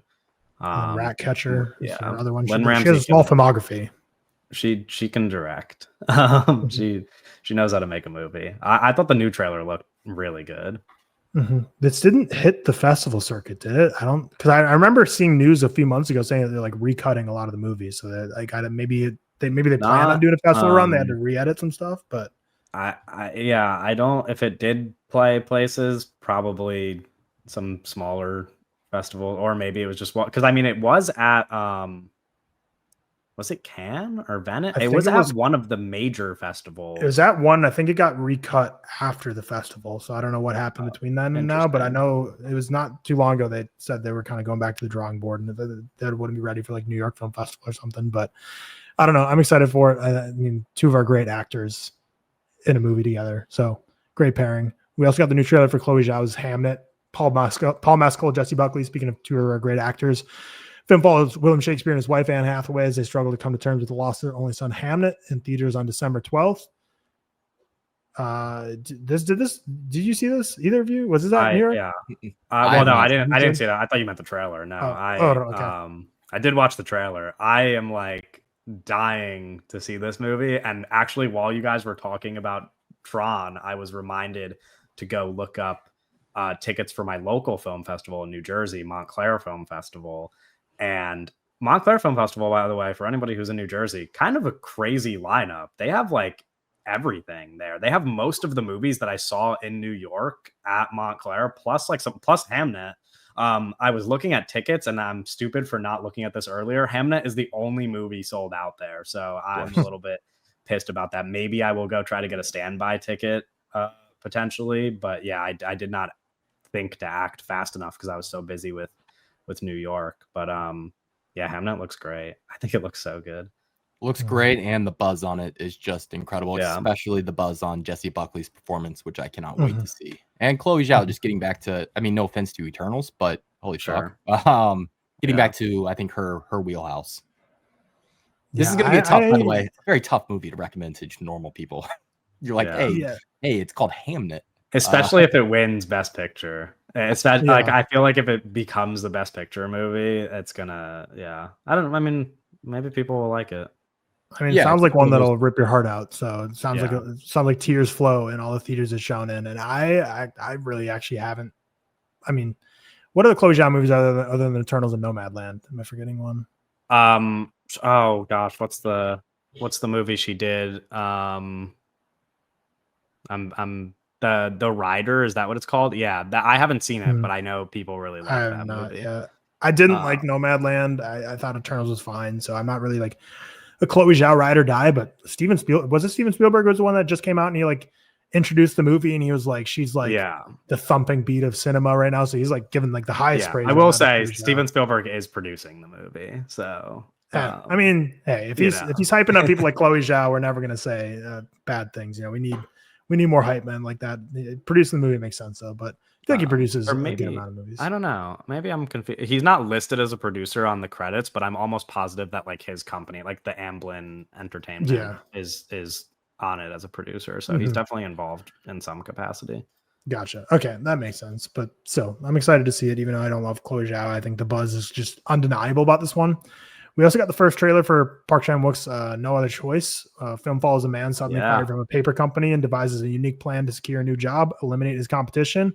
In theaters in January. Obviously, this film has been hot and heavy on the festival circuit, but everyone was kind of like, when is this releasing? ? Like, when can normal people see it? But we finally got the answer, kind of. I mean, I don't have the date here. It says in theaters in January. I think it's a limited release on Christmas so that it could compete for awards and then roll out in January. Of course. Makes sense. But I know you one of you saw it. Both of you saw it? See it. Yes. I have not watched the trailer, but I did watch the movie. And it's really, really good. I don't know what's in the trailer. I don't know what they show you, but if you watch the trailer and you think it looks good, that's because it is. Okay.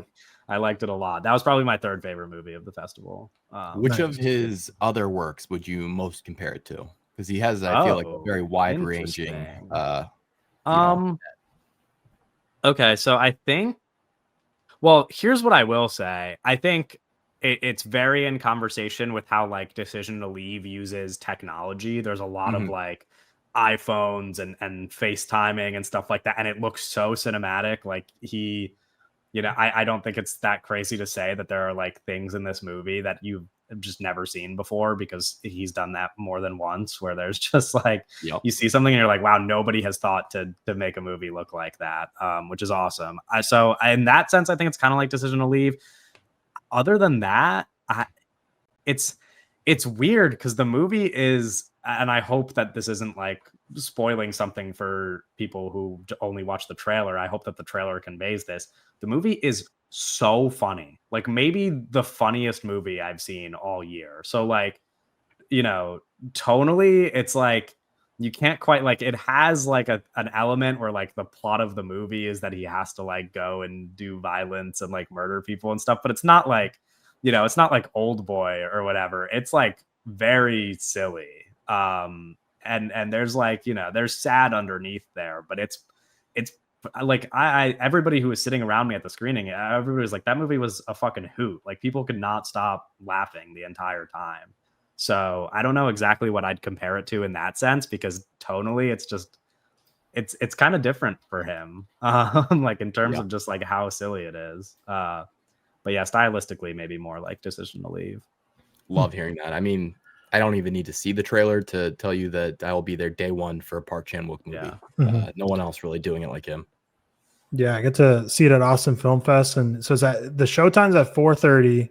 The movie's 2 hours 19 minutes long, and then at 7:30 there's a Wake Up Dead Man screening about 3 blocks away. So I'm like trying to like go to no other choice. I don't know how film festivals go when like there's not, so like Austin's a smaller film festival. Like half the movies there, like Eternity has like Elizabeth Olsen introducing the film. Like half of them have people there from the cast or crew introducing. Yeah, but like half don't because it's a smaller festival, and this is one that doesn't. So like I'm hoping it's like 4:30, bang, movie starts. So then it's like the movie ends, and like me and people at the festival can just like, all right, now let's take a quick jog across town to go to the other theater to see Wake Up Dead Man. But I'd prefer to only see No Other Choice, because Wake Up Dead Man obviously comes out the end of October or November on Netflix. November, yeah. But I mean, No Other Choice is January, so just based on release dates, I'd rather see. Yeah, it's also just like I don't think it's that offensive to say that it's probably the better movie.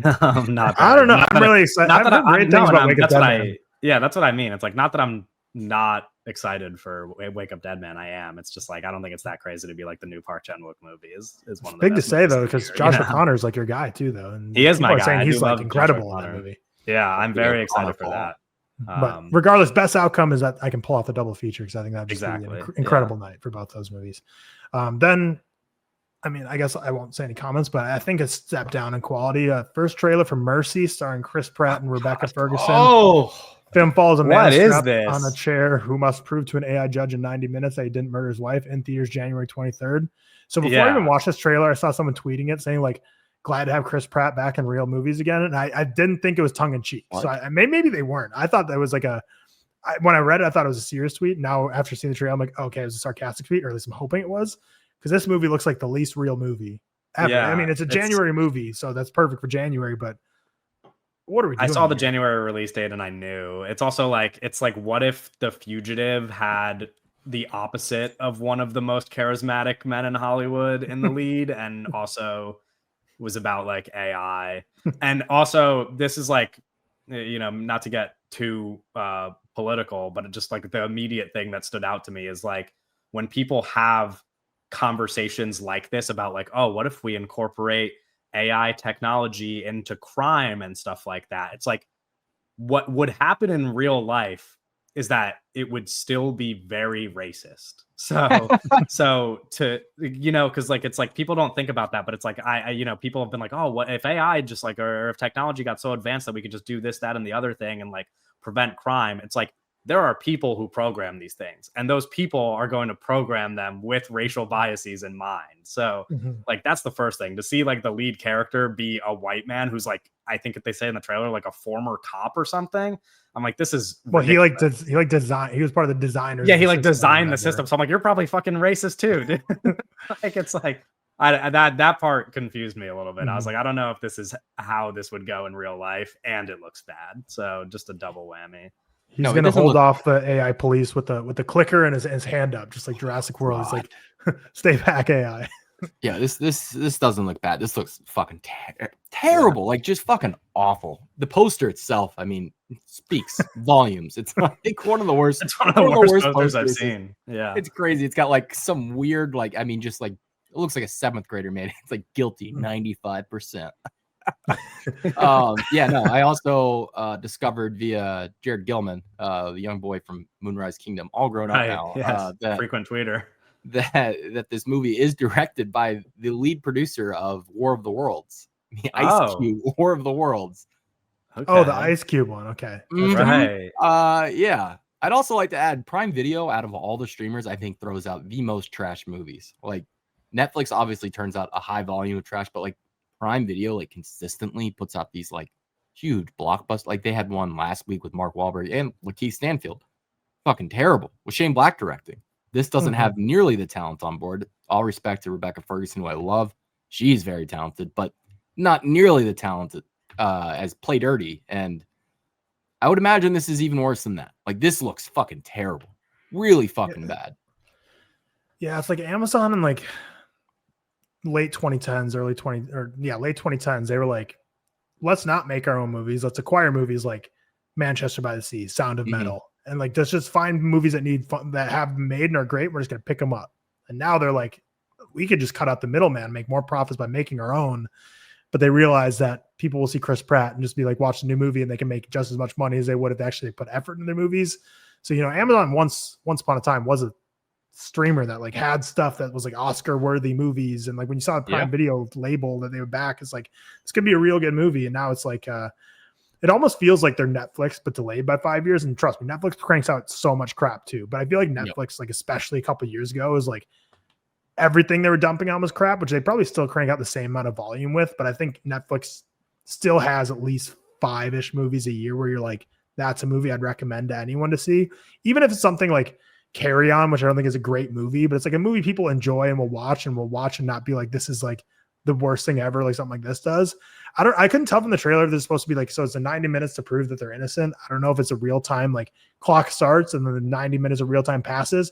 That would make me like 5% more interested, just because that's like a fun little like narrative beat to like have a real time decision to really have the pressure cooker. But I just, based on the trailer and the poster, I have zero faith that they're actually gonna do something as cool as having like a real time movie. I'm sure there's gonna be ample cuts and like going back and forth, and it's probably gonna be flashbacks galore of like his life. I don't know. This movie just looks ridiculous. It's hard to tell because the movie is far from being out, but Annabelle Wallis is billed third in the cast, and she plays, this isn't a spoiler, it's in the trailer, but like the wife that dies. Yeah. And so it's like, she's barely in the trailer, but I assume if she's third billed, that means there has to be like scenes of them together. Yeah. She's a Malignant lead, right? Yes. Yeah. And Peaky Blinders. I like her a lot, and I wish that she was gifted better opportunities than the ones that she frequently gets.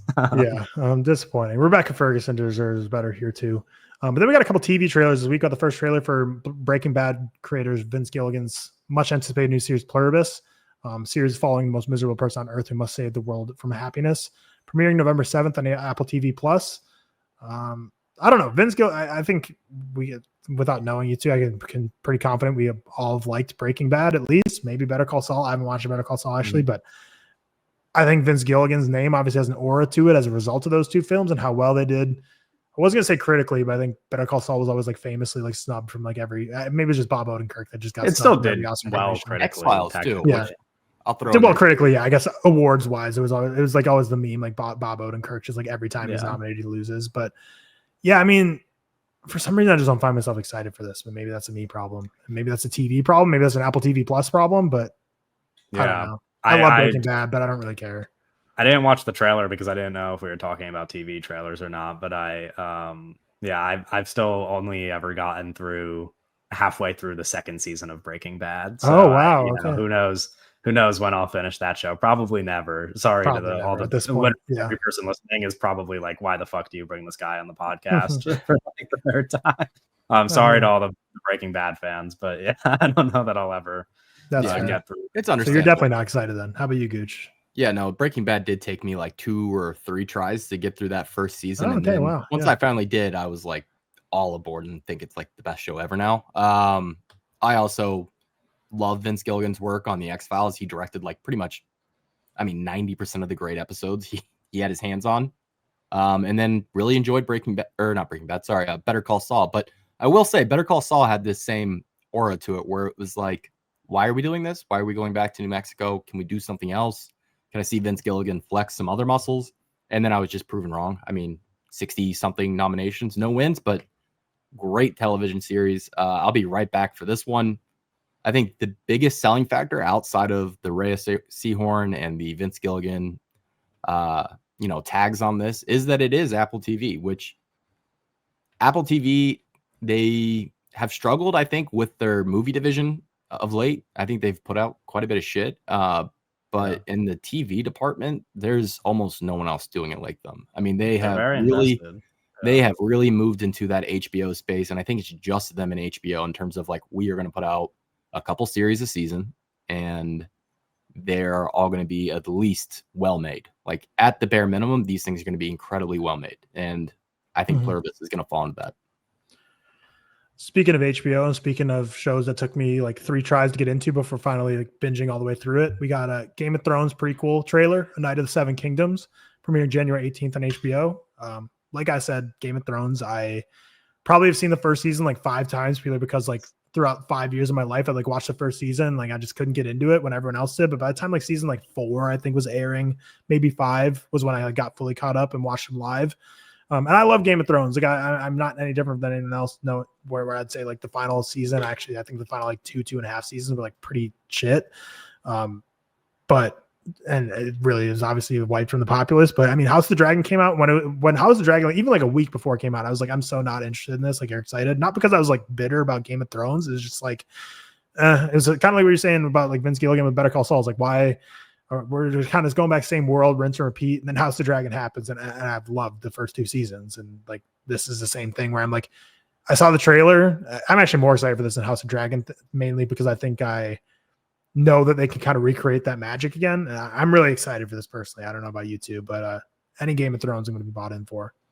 Yeah, I mean, I just made it seem like I'm a TV hater, and in many ways I am, but like sometimes I just turn into a different person when it comes to like a certain show, and I'm all in on Game of Thrones. I've loved Game of Thrones for a long time, like since it began airing, and I love House of the Dragon, and I will be watching Night of the Seven Kingdoms like day one. I'm very excited. Have you read the book?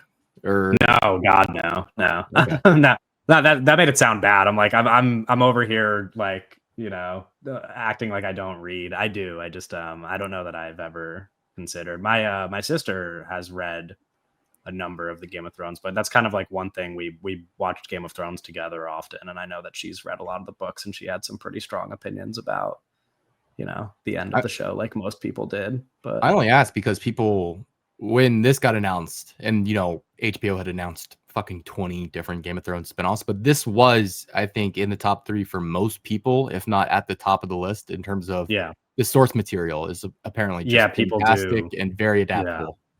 Yeah, I'm excited for that aspect because I've seen a lot of people mention that this is like the story to tell. And I think also, I don't know if I'm wrong, I think I saw them say it's 30-minute episodes, not an hour long. So I wonder what that's going to be. I wonder if that means it's going to be more like lighthearted fun, like 30-minute kind of like, because some of the vibe I got, you mentioned this before, Tyler, but like some of the vibe I got was like a Knight's Tale, where I was like, oh, is this going to be like kind of like goofy, like night battles? But then like there's obviously stuff in the trailer that makes it seem very serious.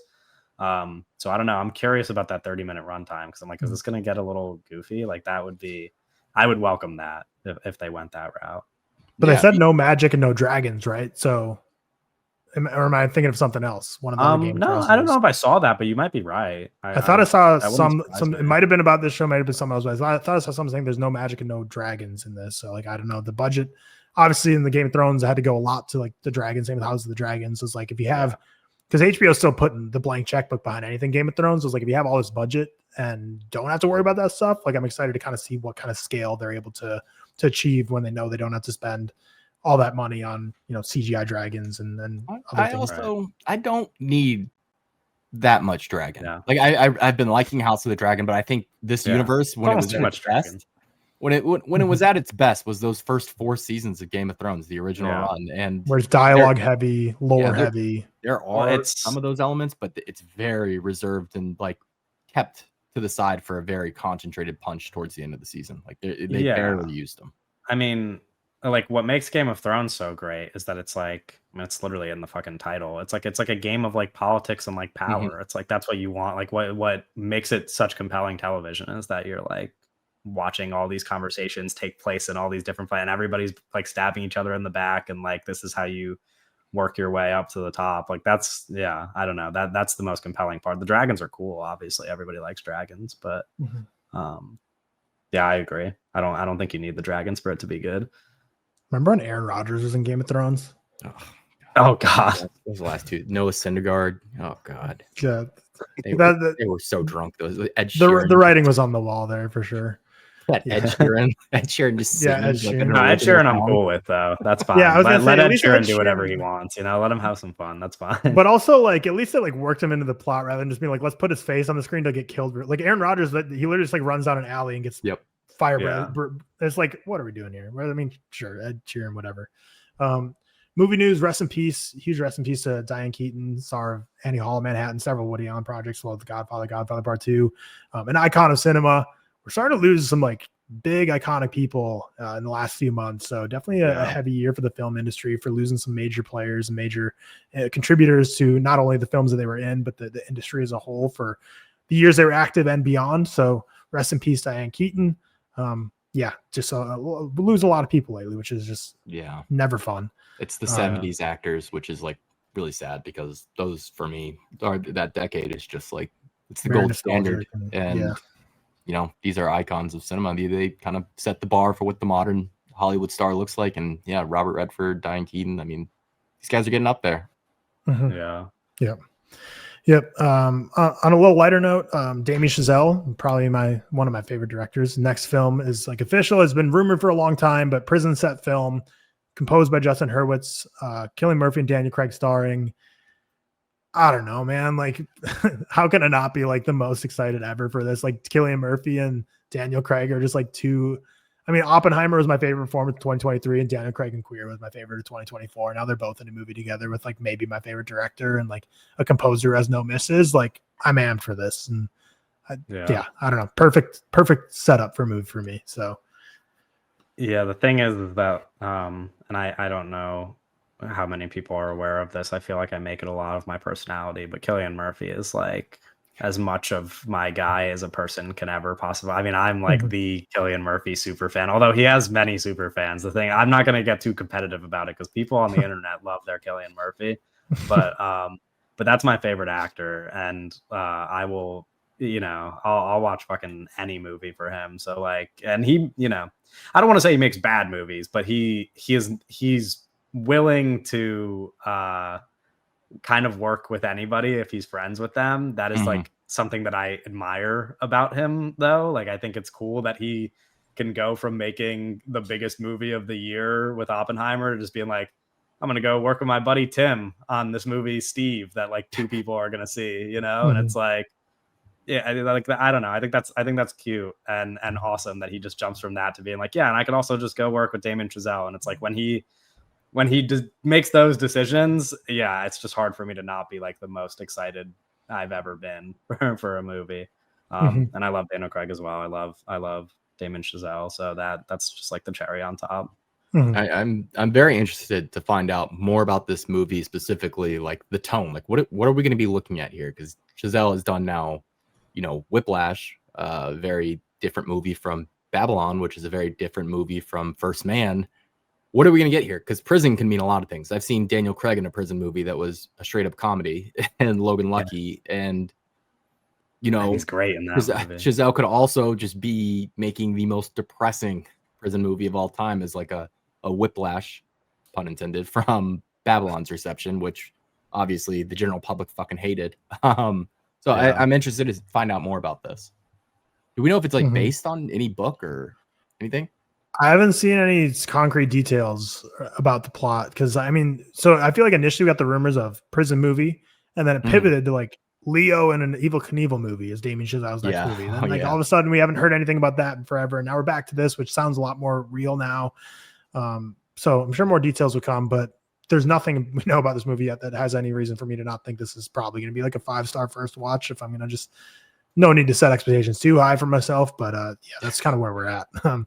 Speaking of movies that like have been rumored for a long time, but are feeling more real now that Amazon acquired the rights to develop it, Leo DiCaprio, Austin Butler, Adam Driver, Bradley Cooper are all circling roles in Michael Mann's Heat 2. I feel like we've heard all those names at some point over the past like 6 months saying they're circling a role in Heat 2. So like, it's one of those where like we're just like too steeped in film Twitter where like sometimes I see headlines. Like when I saw this headline, I was like, wait, haven't we like known they've all been circling a role for like a while? Is it just because now that like Amazon has the rights to develop it, like it's more tangible and like contracts are going to start to get signed now and it's actually a real thing? But I mean, obviously it's like for the great actors, like of the 21st century, all circling to be in a sequel of one of the greatest movies of the 20th century, based on a book written by one of the greatest directors of all time. So it's like, what? How can you not like just be over the moon excited for this possibility?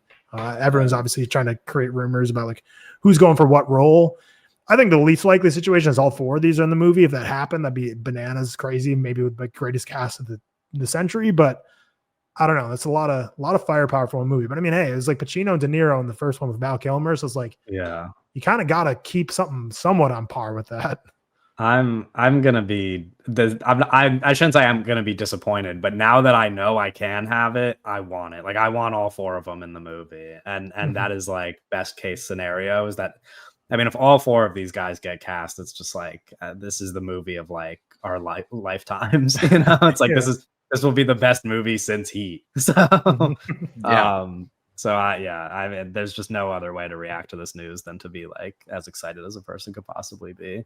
Because it also, I think, just even these names being thrown out as a possibility speaks to kind of the level of investment that Amazon is willing to put into this movie. I mean, the first Heat people kind of think of as like, I wouldn't say a hidden blockbuster, but I don't think people realize just how fucking expensive that movie was. Like I think it was about $200 million by today's standards. So to recapture that magic and get those stars and get that, feel, I do think this is going to be a fucking expensive movie. So knowing right off the bat that they're willing to, go to bat for Michael Mann is nice. How do you guys feel about Mann's like last 20 years post collateral? I mean, man can't do anything wrong. That's the go as far as I'm concerned. And it's like, and I think these actors realize it too, which makes it awesome. It's like Adam Driver just worked with him, and he's like, of course I'd be in fucking Heat too. Like I think everybody.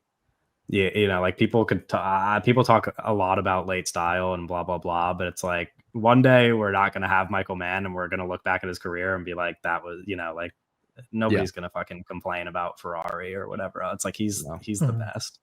Yeah. I prefer his movies older than 20 years to now, but that's completely a credit to his movies older than 20 years. Because like I love Ferrari, love not Collateral, because that was before 20 years ago. I love like Black Hat, Miami Vice, like pretty much everything he's been releasing I'm a huge fan of. So, but I mean, it's just like him in the 90s was just like on a terror. So it's kind of hard to top. And like The Insider is probably my favorite man of all time. Hell That's mine too.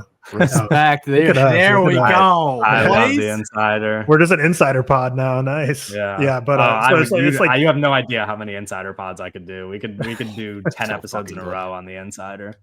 So to Gooch's question, like last 20 years, how do I feel about him? Love the last 20 years. As it's still like it, but I think everyone kind of says like, oh, he's not as good as he used to be, which I agree with, I guess, based on my ratings of the movies, but like I still love all the Mann movies I see. So just cool guy.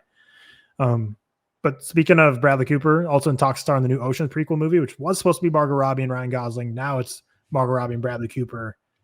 Incredibly attractive cast right there. I prefer that. I kind of do too. I mean, it's like I feel like especially I feel like the press tour would just be way too like Barbie Ken riffs. I feel like for them reuniting, and I think Bradley Cooper and Margot is such a cool pairing, especially like this current stage of Bradley Cooper's career. I haven't seen Is This Thing On yet, but and obviously he's like directing that, not acting in it, but Bradley Cooper and Margot Robbie together. I mean, Ocean's like, I don't think we know who's directing it or if Soderbergh's coming back. I feel like we would know if Soderbergh's coming back if he was. So I'm guessing he's not. But this one is a Lee Isaac Chung movie, right? Oh, okay. Then I guess we do. Okay. Well, because there's also, I'm assuming, I don't know if you're including this in the news, but there's also like the Ocean's 14 movie, which is separate from the prequel. Yeah. And I don't know if they have a director attached to the Ocean's 14 movie that Clooney is like saying that it's going to go into production next year.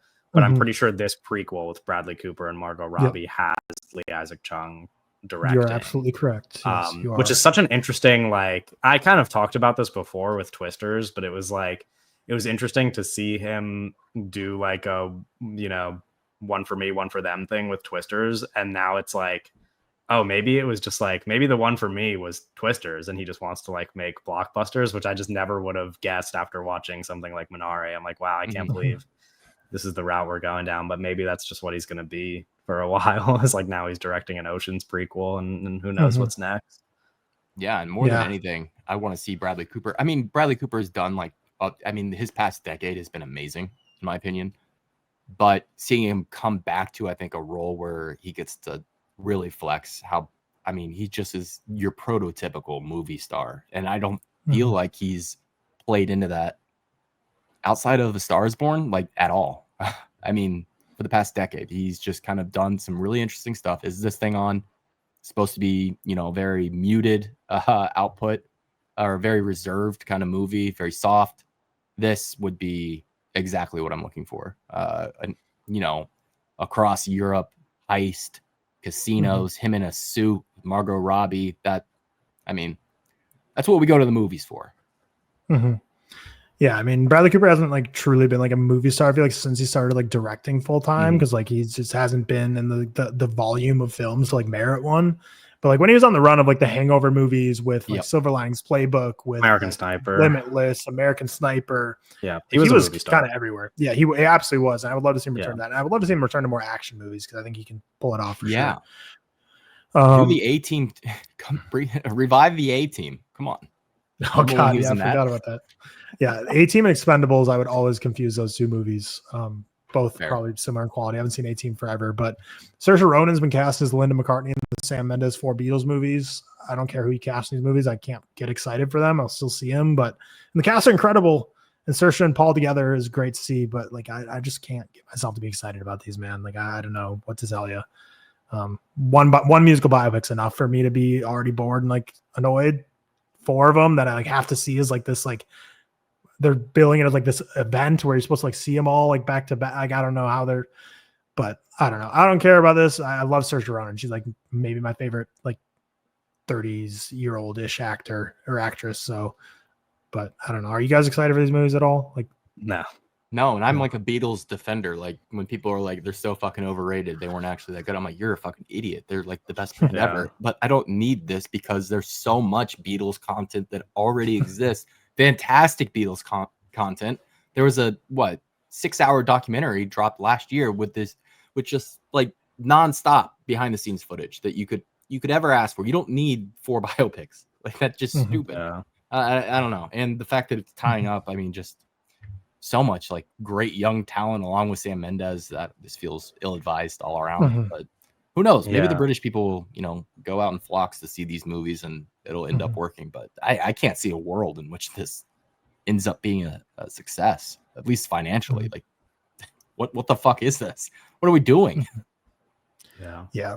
The last couple bits of news. So Netflix has removed all their Netflix original badges off everything, and I'm kind of curious for you guys' take. Like, if you think there's like sinister ulterior motive on this. Like I feel like I have some like theories of like maybe they want to do it so that they can start packing their library so full of Netflix originals of like just slop that like they kind of create maybe even like AI films eventually where they kind of get the illusion of choice. But yeah, now on Netflix, nothing that is a Netflix original says Netflix original anymore. Everything just looks the same as if it's a movie they bought the rights for versus a movie they made versus whatever. So I don't know. Do you guys have any takes that you think there's a reason they're doing this? I think to your point, I actually just had a conversation about this like yesterday or like 2 days ago about how much the perception of quality has shifted over time, where if you watch like a bad movie from 20 years ago, let's say, there is like still some stuff in there that feels competent and like it was like made by a person. And a lot of people are going to have conversations about AI and filmmaking and like how AI is going to degrade filmmaking and blah, blah, blah. But I really do think that like the streaming era paved the way for that to even work its way into the conversation and for people to accept something like AI filmmaking. Because if there was not as much dog shit as like the average Netflix original, that for the average American consumer is just like your regular. I mean, these are the kinds of movies we were talking before about, like how your friends only watch 5 movies a year. These are the kinds of movies that my friends who watch 5 movies a year text me about. And they're like, hey, have you seen blah, blah, blah? And I'm like, not only have I not seen it, I haven't even fucking heard of it. But it's like the #1 movie of the month on Netflix, you know? And so like, these are the kinds of movies that are like deteriorating people's perception of quality. And I think that that's like going to really have an effect when AI filmmaking becomes a thing and people start investing in it and blah blah blah, because it's like you really like people like Netflix set them up for this. So I always assume Netflix has an ulterior motive that's bad. That's like my rule of thumb, is that like I don't know if it was like just some stylistic choice or whatever, but like nothing would surprise me with Netflix. I think they're a fucking evil ass company. Yeah. So. No, this is the first time hearing about it. And I'm not sure whether or not like general audiences, even like your normal person using Netflix, do they even know the difference between Netflix original and just a movie on there? I don't think so. And I think the people that do know the difference, we would know the second we turned on the movie, whether or not there's a very clear sheen to these things that it's just obvious when you watch them that it's a Netflix original. So, I mean, it's probably a nefarious thing that's going to have like effects down the line. But for us, like removing the tag, I think it doesn't change things for the people who would never notice it. And it doesn't change things for us, I don't think either. But there has to be some just like nefarious reason, because like you said, the people like us, like we will notice, we won't care anyways. And then the people who aren't like us, or like the normies, I don't think just because they see the number one thing on Netflix, like that everyone sees, I don't think they care like that. They're not saying like, oh yeah, that new Netflix, like original movie. Like they just say like the new movie on Netflix. I don't think general audiences care either if it's like a Netflix movie or even notice. So weird. I don't know, but they could upload they could get a 20-year-old movie in their library, and it becomes the number one movie of the week on Netflix that week. It's like tops the charts, and people will text you being like, hey, have you like, it's like it never existed prior to it being added to the Netflix library. Especially TV shows like Suits took on a whole new life of its own. Just put on Netflix. Like, so it's crazy. And then last bit of news is just there's just so much like Comic-Con stuff, and like Peacemaker finale came out. There's all stuff I don't watch or pay attention to. So you have to wait for like Cam, the slot master, to come back for all his breakdowns of all that stuff. But for the final like 5 to 10 minutes here, I wanted to provide maybe the most valuable 5 to 10 minutes for my friends that they'll ever have. So we talked about this earlier, this video. What we're going to do off the cuff for you two is we're going to go through each of these guys' favorite and most overrated movies. And you each have to come up with a movie recommendation, like a genuine one that like based on someone who thinks this is overrated and someone who hates it, like, and loves this movie. What is something that they could watch that like eases them in? Because as you know, like recommending movies genuinely is an art for somebody who doesn't watch movies. Because like if you just throw them off the deep end, then they're never going to like have an interest again. So it's like, how do we go down this path of like, based on these, just the only piece of data you have is their overrated movie and favorite movie. What's a movie you could recommend them, knowing that each of them watch like 5 movies a year? So it's going to be really hard to like, or I mean, so you really have to worry about like recommending something they've already seen, because not many of them have. But first up here, we have most overrated Spider-Man No Way Home, favorite movie Nightcrawler / Prisoners, who definitely got the least of the criticism of anyone in this video. So shout out Jared, except for his name. Again, a lot of people made fun of how his name is spelled. But yeah, what's a movie off the cuff? You don't have to worry or think too much about it. But if someone comes to you and says, the movie I just despise is No Way Home, but I love Nightcrawler and Prisoners, I only watch 5 to 10 movies a year, what's a movie you're recommending them that's not going to just make them hate you? Probably you said not to take it seriously, but that's so crazy, because that is literally exactly what I was thinking. I was like, I think any Fincher movie is the perfect recommendation here. And Prisoners and Nightcrawler both have Jake Gyllenhaal, so if he has a thing for Gyllenhaal, it's like, Zodiac, throw that in there. So it's like, it works. Okay, Zodiac. Both of you agree. Let's go to the next one here. So we have this one's an interesting one. Most overrated No Country for Old Men, favorite movie Interstellar. This is tough, because it's like it's also hard to like assume something about these people's personalities off of one movie, but it's like No Country for Old Men, obviously. A lot of layers, like dense movie, like maybe they aren't into a movie that they have to like, but then it's weird because it's like I don't know. Interstellar is not a complicated movie to understand, but it is kind of if you don't watch a lot of movies, right? Like it's like that Interstellar was kind of like a mind-breaking movie for a lot of people. So it's like I don't think they want a dumb movie necessarily. I feel like the difference is if you watch both these movies with your brain shut off to analyzing it, No Country for Old Men's a slow game of cat and mouse. Interstellar is a fun space exploration movie. So it's like, even if you're not interested in the deeper themes, I feel like that's kind of the big difference there, is like the entertainment value of it. Because like No Country for Old Men's a 5-star movie for me that I love.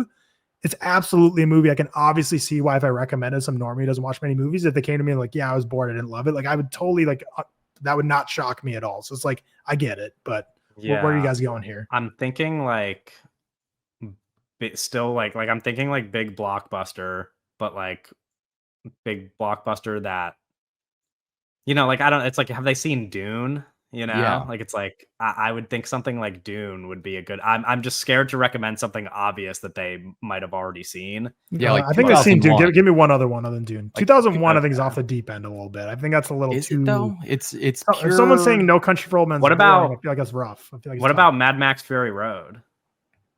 I think that's a great one. Great what about Contact? Robert Zemeckis' Contact, and then you can keep the McConaughey thread there. And you also have to remember my second video of when I said, "What do you consider an old movie?" These guys are thinking 2010s and before is an old movie. Right. Okay. So Contact is ancient. That's why I'm like Mad Max Fury Road, like smart blockbuster. Like it's like both good movie and good at being a blockbuster that people can enjoy.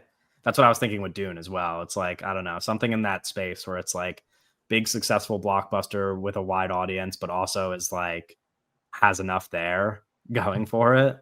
Has he seen Fantastic Four, The First Steps? Yeah, there you go. A lot of, it felt like 2001 in times. All right, this one's an interesting one. So doesn't like any of the Saw movies, but loves Star Wars Episode 3. Okay, that's such a weird one to have. Hard to judge a taste off of. Yeah, it's tough.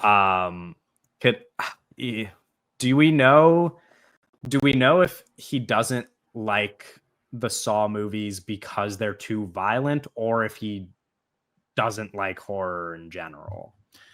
I don't know, but I'm gonna guess just based on my knowing of it, maybe it's like either the violence or like gimmicky or kind of like the unrealistic nature of it, or just like a little too silly, not like you can't take him seriously, which I love about Saw, but yeah. I think this is the Dune recommendation for me. Oh, like, interesting. Because I think the Dune franchise does a lot of the things that the prequels wanted to do just a million times better. Just infinity times better. No offense to I mean, I really love Revenge of the Sith, but it has some very glaring problems, I think. Right. I was thinking more like fun horror movie, like something that's like not quite in the Saw realm, because it's like he likes blockbusters, but like a Star Wars, but doesn't like extreme horror. So I was like, what would be like a fun horror movie to watch? Yeah, like Scream would be good. I'm thinking like, because some of my other options, I was like, oh, this might be too old. It's like we can't recommend Texas Chainsaw because that's like too old. So Scream might be perfect. Something in that realm, like Scream, or if you want to go like really modern, I would say like Sinners, like from literally this year, if he hasn't seen Sinners already. All right, now we got the trifecta. So Licorice Pizza, most overrated and favorite movie is between Infinity War, Endgame, but he settled on Dark Knight. Oh, jeez. This one. So Gooch, you gave Wyatt a shout out on Twitter. You said, hey, at least this guy's seen Licorice Pizza. So you actually gave him some credit. I would just watch Heat, man. Just watch Heat. Like if you love, if fucking The Dark Knight is your favorite movie, you're going to love Heat. Like it's that simple. Yeah, I'd agree with that. I was trying to think of like, what's the most like art house superhero movie that you could recommend to someone? Unbreakable. And what did you say? Oh, Unbreakable. Yeah. Okay. Maybe not the worst recommendation. That one plays with like kind of all my guy friends, to be honest. Yeah, because it's like also like you can't recommend like some like there are superhero movies that I really like. It's like I would guess that this guy has seen Sam Raimi's Spider-Man movies. You know what I mean? Or like it's like that's not crazy to assume. So yeah, maybe Unbreakable would be my recommendation. Yeah, and again, this is why like when people say like Oscar nominations don't matter, this is why they do, because like this is a guy who watches not that many movies, but like him and his wife are like, oh, like let's watch the best picture nominees. And there's a lot of people like that in the world that like don't watch any movies outside like just like the big blockbusters. But if it gets a best picture nomination, a lot of people love to do like the whole binge through them. So like, this is why we can't be like wasting nominations and stuff like Bohemian Rhapsody, because people like, again, Licorice Pizza is not seen by a lot of people, but like people who binge the best picture nomination, that probably is like 25 to 30% of their whole box office rake was probably the re-release when all the theaters do their whole best picture buzz, best picture run. So he said most overrated everything DC, but loved Dune Part 2. And also he's the one who said 2015. Anything before that's an old movie. Okay. So like modern movie. Probably Probably modern sci-fi. Like, and if you say DC's overrated, it probably means like you don't like the dark grittiness. Because I mean, DC now isn't that, but I assume if you say all DC's overrated, you're probably mostly thinking of the Man of Steel's, Batman versus Superman's. Could we go like Avatar: The Way of Water? Would that be? I wonder. I don't know. I mean, follow-up question: favorite. If you recommend that to someone, they say, "Do I have to see Avatar first?" What do you say? I mean, I'd hope they'd seen it. It's like everybody in America has by now. But if they haven't, then yeah, I guess just watch them back to back. I'll throw out the Blade Runner movies. Yeah, that could work. I mean, I was scared to do Blade Runner because you said that 2015 is old for him. So I don't know that. Yeah. I mean, 2049, but yeah, you want to start with the original Blade Runner before you go into that too. So yeah, exactly. But I'm thinking, if I'm thinking in terms of like big, like sci-fi movies that I love that are newer, yeah, I would probably lean towards like recommending Avatar, or like, I don't know, Nope, but that might be pushing a little bit, you know. Okay. I think we got two more. Okay. Overrated Grand Budapest, favorite Infinity War. Paw Patrol, the movie. Bluey the movie coming out 2026. I'm sorry, Tim. Let's think. Hold on. Yeah, because he just doesn't like pretentious stuff. Is what he's or it's like one of those things where it's like that not a fan of like style, you know, like, you know, the people who love to talk about like style over substance with Wes Anderson, where they're like, oh, it's too much style, not enough substance. So he probably wants something that just like spells itself out a little bit more and is not you know, full of style. Because Marvel movies pretty easy to consume. I would say, not to dumb them down, but I don't know. This is a very popular stance. People like wouldn't like a Wes Anderson but love like a Marvel, because this just reminds me so much of right before Asteroid City, when the Wes Anderson trended so hard on TikTok, and then everyone saw the movie and they're like, people know how to do Wes Anderson better than Wes Anderson does. Like with all these videos, like people would comment, they're like, wow, you do it better than the director himself. It's like people like saw the trend, like, this is so cute and artsy, and they watch a Wes Anderson movie and like, this is awful, I hate this. So like, I think a lot of populace would agree with, like, they're like, oh, Wes Anderson movies are like boring and like silly and dumb, but I love Marvel movies. Yeah, it's a tough one to recommend. Do we know what's considered old for Tim? 2010, I believe. Okay, well, that definitely. Yeah, this is tough because there's like, that definitely narrows the field. To give Marvel its flowers, because it definitely needs those. There's really nothing else that you can like say is like Infinity War or Endgame. Like, we don't have anything else like that. 20 movies building up with all these characters coming together. I wonder if it's like less recommending that as much as it is like recommending a great movie that's unpretentious. Like he also despises sad movies, and like the way he rates movies on Letterboxd is like he like, yeah, La La Land's a really good movie, but I give it a half star because I like was torn apart by that. And like, I watched The Ballad of Wallace Island. He's like, that movie was just great, well made, but it was sad. It's two stars. So it's something like happier. I'm gonna recommend he start the Mission Impossible franchise, but start at Ghost Protocol. Which one's the fourth one? The one after 3? Start there. I think that's then. Yeah, or just skip forward. 3. Yeah. Yeah, that's a good shout. I was like trying to look at like my favorite movies that from the 2010s that are like maybe just like super accessible and unpretentious. And I'm like, I wouldn't say it's unpretentious, but I feel like everybody would enjoy like The Social Network. You know what I mean? That's like like, I feel like there's a pretty clear line to draw between people who like Marvel movies and will like have a good time watching something like The Social Network. Yeah, just tell them Lex Luthor and Spider-Man are in an argument about business. Yeah. There's probably at least one other actor in there who's been in the Marvel Cinematic Universe. Final one. So this one he misunderstood because he was obviously, I mean, everyone's commented on the state of mind he was in during this interview. But he thought, because I texted him before, I said, come to the Bachelor Party Prep with your worst movie, all-time favorite movie, and overrated. So I think he just thought I was just going for worst and favorite. He actually clarified, said Saltburn is what he would consider his most overrated movie. Favorite movie, Batman, or the Dark a man of some taste. Yeah. So least favorite movie all time, Snow White. Live action. Most overrated, Saltburn. Favorite movie, Dark Knight. Okay. Gosh, it's hard not to say always Heat again. Yeah, that's what I'm saying. I'm like, I think the answer for most people whose favorite movie is a superhero movie is to just be like, watch a Michael Mann movie. Exactly. Like Heat is like, that's one of the movies that I recommend to my friends more often than any movie in the world, where anytime somebody who's like getting into movies texts me and is like, hey, I need like something good to watch, I'm like, yeah, watch Heat. And then every single time they text me back and they're like, thank God you made me watch that. Michael Mann and Richard Linklater are like my two go-tos in terms of like I can pick something out from their filmography and like one of my normal guy friends is really going to enjoy that. Yeah, I would say maybe just like just to keep things interesting, I would say maybe do a different Michael Mann movie, like just to have a different answer. I'll say like Collateral, The Last of the Mohicans.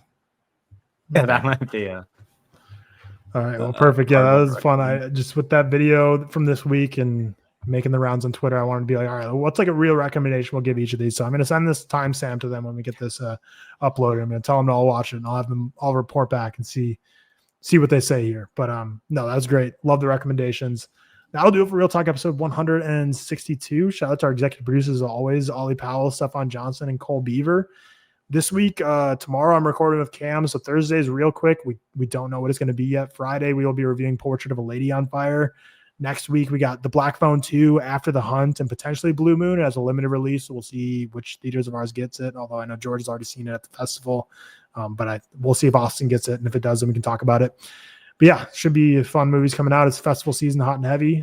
So yeah, we hope Seth's having a good time at the festival, and Jordan and Cam having a good time. But Gooch, thank you for joining. Where can we find you? I mean, so when we were in New York and saw you for Fantastic Four, you dropped that you were working on a new rebrand for Lights, Camera, Barstool. You didn't really drop too many hints about it, but clearly it's been launched now. So how's Project Big Screen going? Great. I mean, we have 5 people on the panels. 2 of them are, co-hosts that I previously worked with, and then 2 of them are other coworkers, but much older, which I've come to really love their opinions on movies because of that, because Gen Xers and boomers just have completely different perceptions of like movies. But if they're like into it and they come informed, like I love hearing that side of things. So you can catch us on YouTube, Spotify, everywhere you can find us. Project Big Screen. To go take a listen. Short pods, hour and a half to 2 hours. Easy listens. Nice.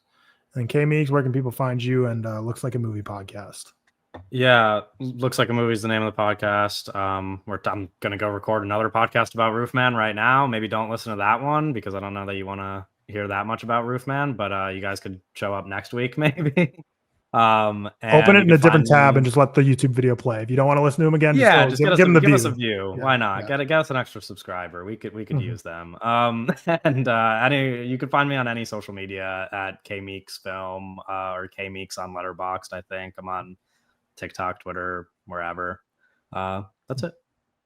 Well, thank you two so much for joining and helping me in this week when we had nobody else in the pod. I appreciate it and love having you guys on as always.